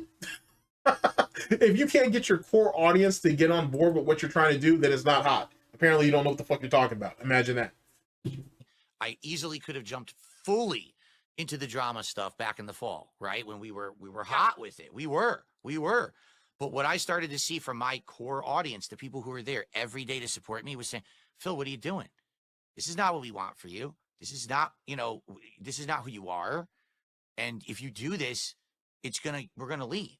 And I can't just have the people who made me who I am today upset and leave at the. It sounds like the people who made you what you are were part of the problem. Maybe you need those people to leave. You ever thought about that, Phil?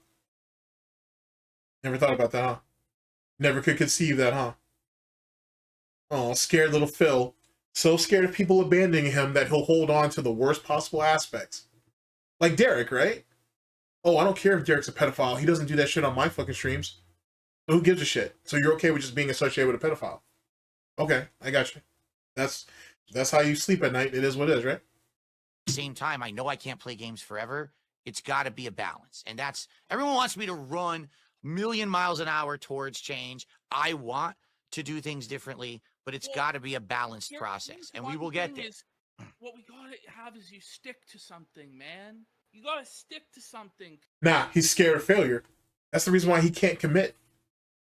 That's legitimately the reason why he can't commit. That's why all these upgrades to his fucking setup and everything, it's all self-grandizing, right? It's all self-serving, right? It's instant gratification. But him having to commit to something like a project or whatever, he can't do it. He's too scared of failure. He's too scared that it's just going to open up another door for him to be mocked or be criticized or whatever the fuck. It's just, it is what it is. He'll never be able to do so. And then he knows deep down, he may never admit this, but he knows deep down that he doesn't have any prospects. And like I said, it may be just me being nihilistic, but truth be told, he knows he has no prospects. You know what I'm saying? It's like, you know, you live by the snort, you die by the snort. Or actually, if you live by the gout, you die by the snort. Ooh, or you can do that the other way around too. Now I think about it. Because, you know, it's like the politics show, it's a novelty, and then the money falls off, and you're like, fuck it. You know, the Lego stream, it might be the same thing. It's like a novelty, it does well, and then you just let it fucking go. But you have to stick with these things sometimes. Like with the wrestling show, we've managed to stick with it, even though there's been slow weeks, there's been good weeks, and I think that that's a good thing. You know, but you can't just, you know, start off in one direction and then, fuck it, it's no good. You know what I mean? Like, I feel like you do that a lot of the time, you know? It's hard because I don't really feel like anything that I've tried has had the long-term success that I would, you know what I mean? Like you guys, your show does so good. And mine, nothing that I do really sticks around besides the Oh, you consistent poor shit little that bitch. I agree I'm sorry. will go into decline. These My fault. I didn't mean to talk over that. Oh, you poor little bitch. Let me hear that again. Let me hear that again. In one direction and then, fuck it, it's no good. You know what I mean? Like, I feel like you do that a lot of the time, you know? It's hard because I don't really feel like anything that I've tried has had the long-term success that I would, you know what I mean? Like you guys, your show does so good. And mine, nothing that I do really sticks around besides the consistent shit that I agree will go into decline. Oh, These shit. efforts- Oh, baby. Oh, poor little piggy. I'm such a failure. I'm such a fucking loser. I can't do anything right, guys. But then you call all these detractors, trolls, haters, and critics losers, though. I thought we were the no lives. I thought we were the ones that couldn't create content or positive content or whatever the fuck you want to call it. Or meaningful content, this, that, and the third. And look at you, bitching and crying the fucking PPP about how I can't do anything right, man. I can't get the success in the reconciliation, or no, recognition, I should say. And anything that you guys have, I just got, what the fuck? Boot's gonna, boy, Phil, if you're gonna keep having pity moments like this, Boot's gonna stay on your motherfucking neck, bro. I'm gonna keep the pressure on it all night and keep applying. That's how it goes. You don't show no weakness around this bitch. That's not how that works. Not the way you talk. Not as reckless as shit comes up out of your snout. You don't get to do that. You don't get to run the PPP and throw out tears about how you're a fucking failure. You don't get to do that. Nah. If you want to die on your knees, that's fine. But you're oh boy, you still gonna take everything that this comes with. You don't get to do that. You don't get to have that privilege. You don't get to have that privilege. It's hard because I don't really feel like anything that I've tried has had the long-term success that I would, you know what I mean? Like you guys, your show does so good. And mine, nothing that I do really sticks around besides the consistent shit that I agree will go into decline. These efforts that I've tried to do new stuff haven't really worked. I've tried different interviews. They kind of flopped. They didn't really work. I tried to get other guests. They don't want to come on. They want to dodge, right? It's like, come on. Oh, now you want to call them cowards. But all those years ago when people tried to get you on interviews or try to get you to do co-ops or whatever, oh, I don't have time for it. I got to focus on my own content.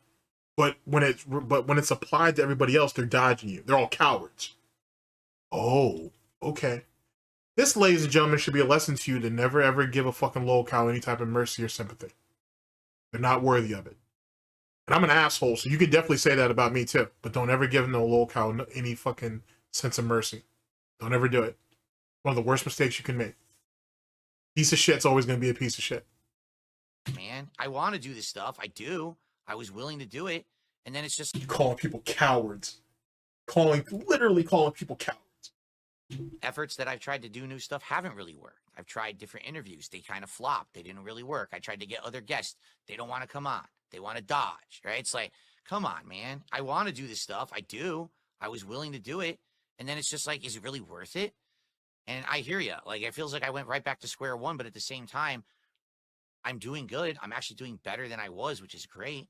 But I agree with you that there has to be some changes too. You know, I'm with you on this. I am. I don't know, man. We just go like completely outside the box. I don't know. Maybe we do fucking workout streams. Maybe we do you fucking walking around the neighborhood live stream. I don't know. But we gotta find something for you, man. We gotta find something for you that. Oh, that must hurt Phil a lot. Okay, peep this. DSP, I've preached this for a long ass time. DSP's a poser. He's a fake. He's a fraud, and he'll do whatever he can to fit in, despite the fact that he believes he's above everybody. Sorry if I'm taking some joy in this shit. Allow me to salivate for a second. Chomping at the goddamn bit. All right. PPP is basically saying that, hey, you don't fit into anything that's going on in the current day and age. And we have to try to put you somewhere. We have to try to find something that works for you. Because what's going on now is failing. That's the reason why DSP was like, well, I'm trying to do all these new things and no one wants to deal with me and everybody's cowards and all this bullshit. But I'm still doing good, man. I'm still better than where I was. That's not true, but whatever. A liar has to lie, right? A fish got to swim. So PPP is literally saying, well, that's not really true, buddy. You're not really fitting in. You're not really better than where you were. And we're not going to be able to carry you. So we need to find something for you and damn near ASAP before you end up, your ass end up like Captain Ahab and shit. The fucking Moby Dick, what is success for DSP, and he's never going to find that. He's never going to catch it. So you need to transition to something else while you still have the time to do so. And DSP is not really taking that in. He's not really picking up what PPP is putting down, in that there's nothing that you want to do currently that's gonna you actually fit in. You're out of place, if you will, doing what you're doing. You have to find something else. It's not a matter of when you feel like finding something else, you have to find something else. You're not accepted as a fucking content creator. You're not accepted as a streamer. You don't mean shit to gaming. You don't mean shit to the FGC. You don't mean shit to RPGs and whatever, or Japanese-centric games or whatever the case may be. You're never going to be relevant into any of those things. You have to do something else. The DSP is sitting there nodding, yeah, I know, man. I got it, man. I know that, man. I got it, man. But the reality is there is nowhere else for him to go. There's no place that's going to be forced to accept him like gaming has, essentially. That's an amazing revelation, to be honest with you. The fact that it went over DSP's head doesn't surprise me, but that's I don't know. PPP is not really saying anything that nobody else hasn't said before, but still, it's good to hear it. You can do comfortably and successfully and grow your audience, because it's just, I'm just worried for you, man. I just genuinely am worried for you. So. Well, I appreciate that. I do. I really do. People think that, like, I'm dumb and you're fooling me, and then people think that you're... Then go back to the sympathy angle again. Instead of accepting the criticism and the concern, go back again to throwing up, oh, well, people think you're going to betray me. Please don't leave me, PPP. Jesus Christ, man. Why? Oh, man, it's so wild. Or some evil person trying to mess with me. I don't think, neither is true. But that's what the drama queens want to... See, that's what you're saying now, but when PPP finally has to drop you, mark my words, all this shit's going to come back up. Oh, people were right about you. People in my audience were right, PPP. You were always just what's the term I want to use? Not dragging him along, even though that's kind of what they're doing. Stringing him along. There we go. You guys were always stringing me along. You never cared. You only wanted to profit for yourselves. You were always associating you guys were always cool with the detractors and this, that, and the third. And that's why you guys wanted me to do detractor content. So you could make a buck off me and have a laugh at my expense too. Mark my words. all of this is going to happen in some type of variance of how it's going to be said. I guarantee it. I guarantee he'll try to stay on their side at first, just like what he did with side scrollers, until, you know, shit actually comes out, when shit actually hits the fan. Then all of a sudden he's gonna turn his back just like he does with everybody else.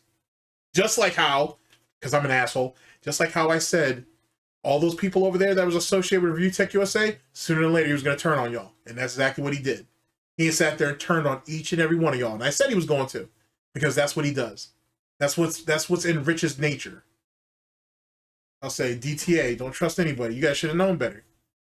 Doesn't matter who you heard it from. You guys could have seen his behavior. Every person Review Tech's ever been associated with, he ain't fucked over in one way or another. He don't care about none of y'all. He just cares about using y'all. And now most of y'all are dealing with it. At least some of y'all are getting content out of it. But fucking A, bro. That's some wild ass shit. You know, but I don't think that's the case at all. By the way, we did get a lot of support, and I gotta get out of here. So let's I kept you way too do long. final shout outs here. Now we got into this side moral lecture bullshit. But you know, it's supposed to be a wrestling show there, folks. And I think, what do you want to do? Do you want to do Raw next week, Phil, or do you want to do... Oh, look at how dejected he was in the end.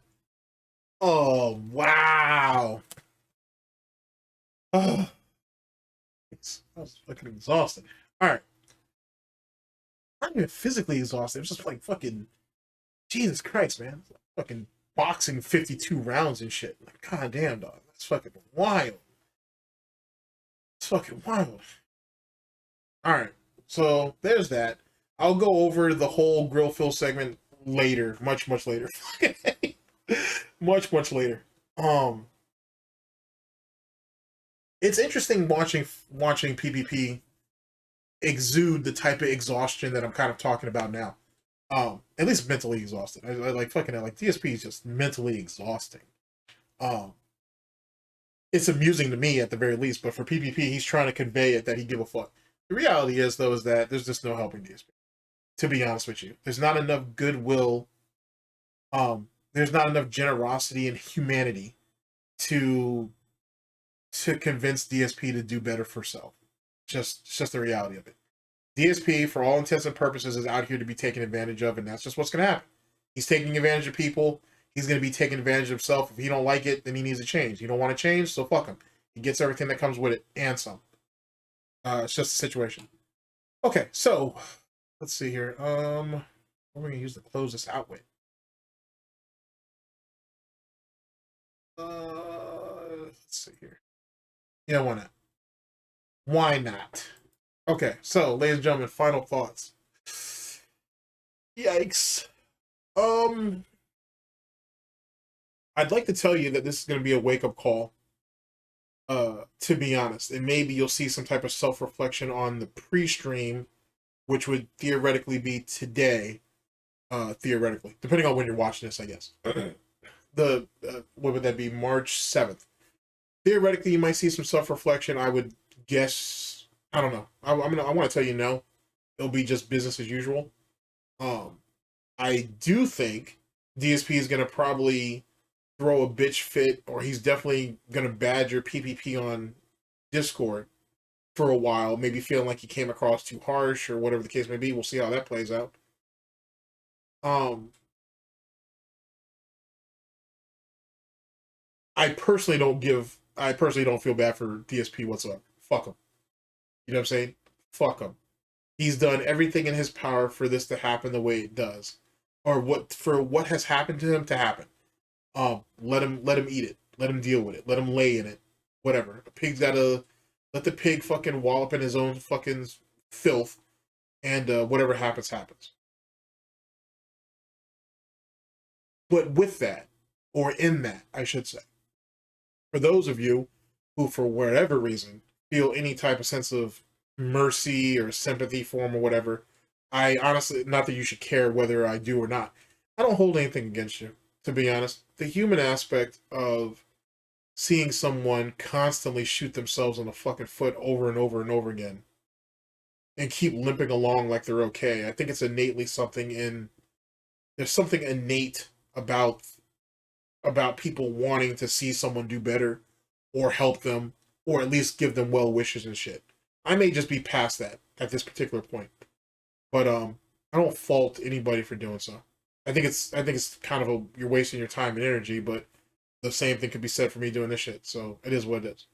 But I enjoy doing it, so that is what that is. I don't know. DSP can fucking rest in piss for all I care.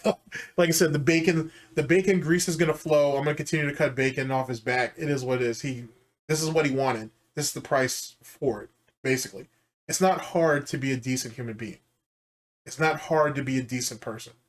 It's not hard to appreciate people who allow you to live the way you live and do what you do. If you don't give a shit about any of those people and you don't give a shit about the sentiment that comes with all that, then no one should give a shit about you. Because that's the way I look at it. Anyway, ladies and gentlemen, thank you very much for listening in. I very much appreciate it.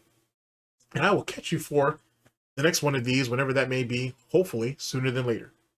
Ladies and gentlemen, for the Snort Report, this is DSP News. Always late, never... Sorry. Just a second. Let me get it together. Ladies and gentlemen, for the Snort Report, this is DSP News. Always late, never breaking. Unreliable coverage that you can't count on. Oh, yes! The GTG Network and Productions. For the Snort Report, for SnortBucks Coffee Company, for Hard Snorts Gin and Tonic, big ups to Chia. And for everybody here at GTG Network and Productions, catch you guys for the next one.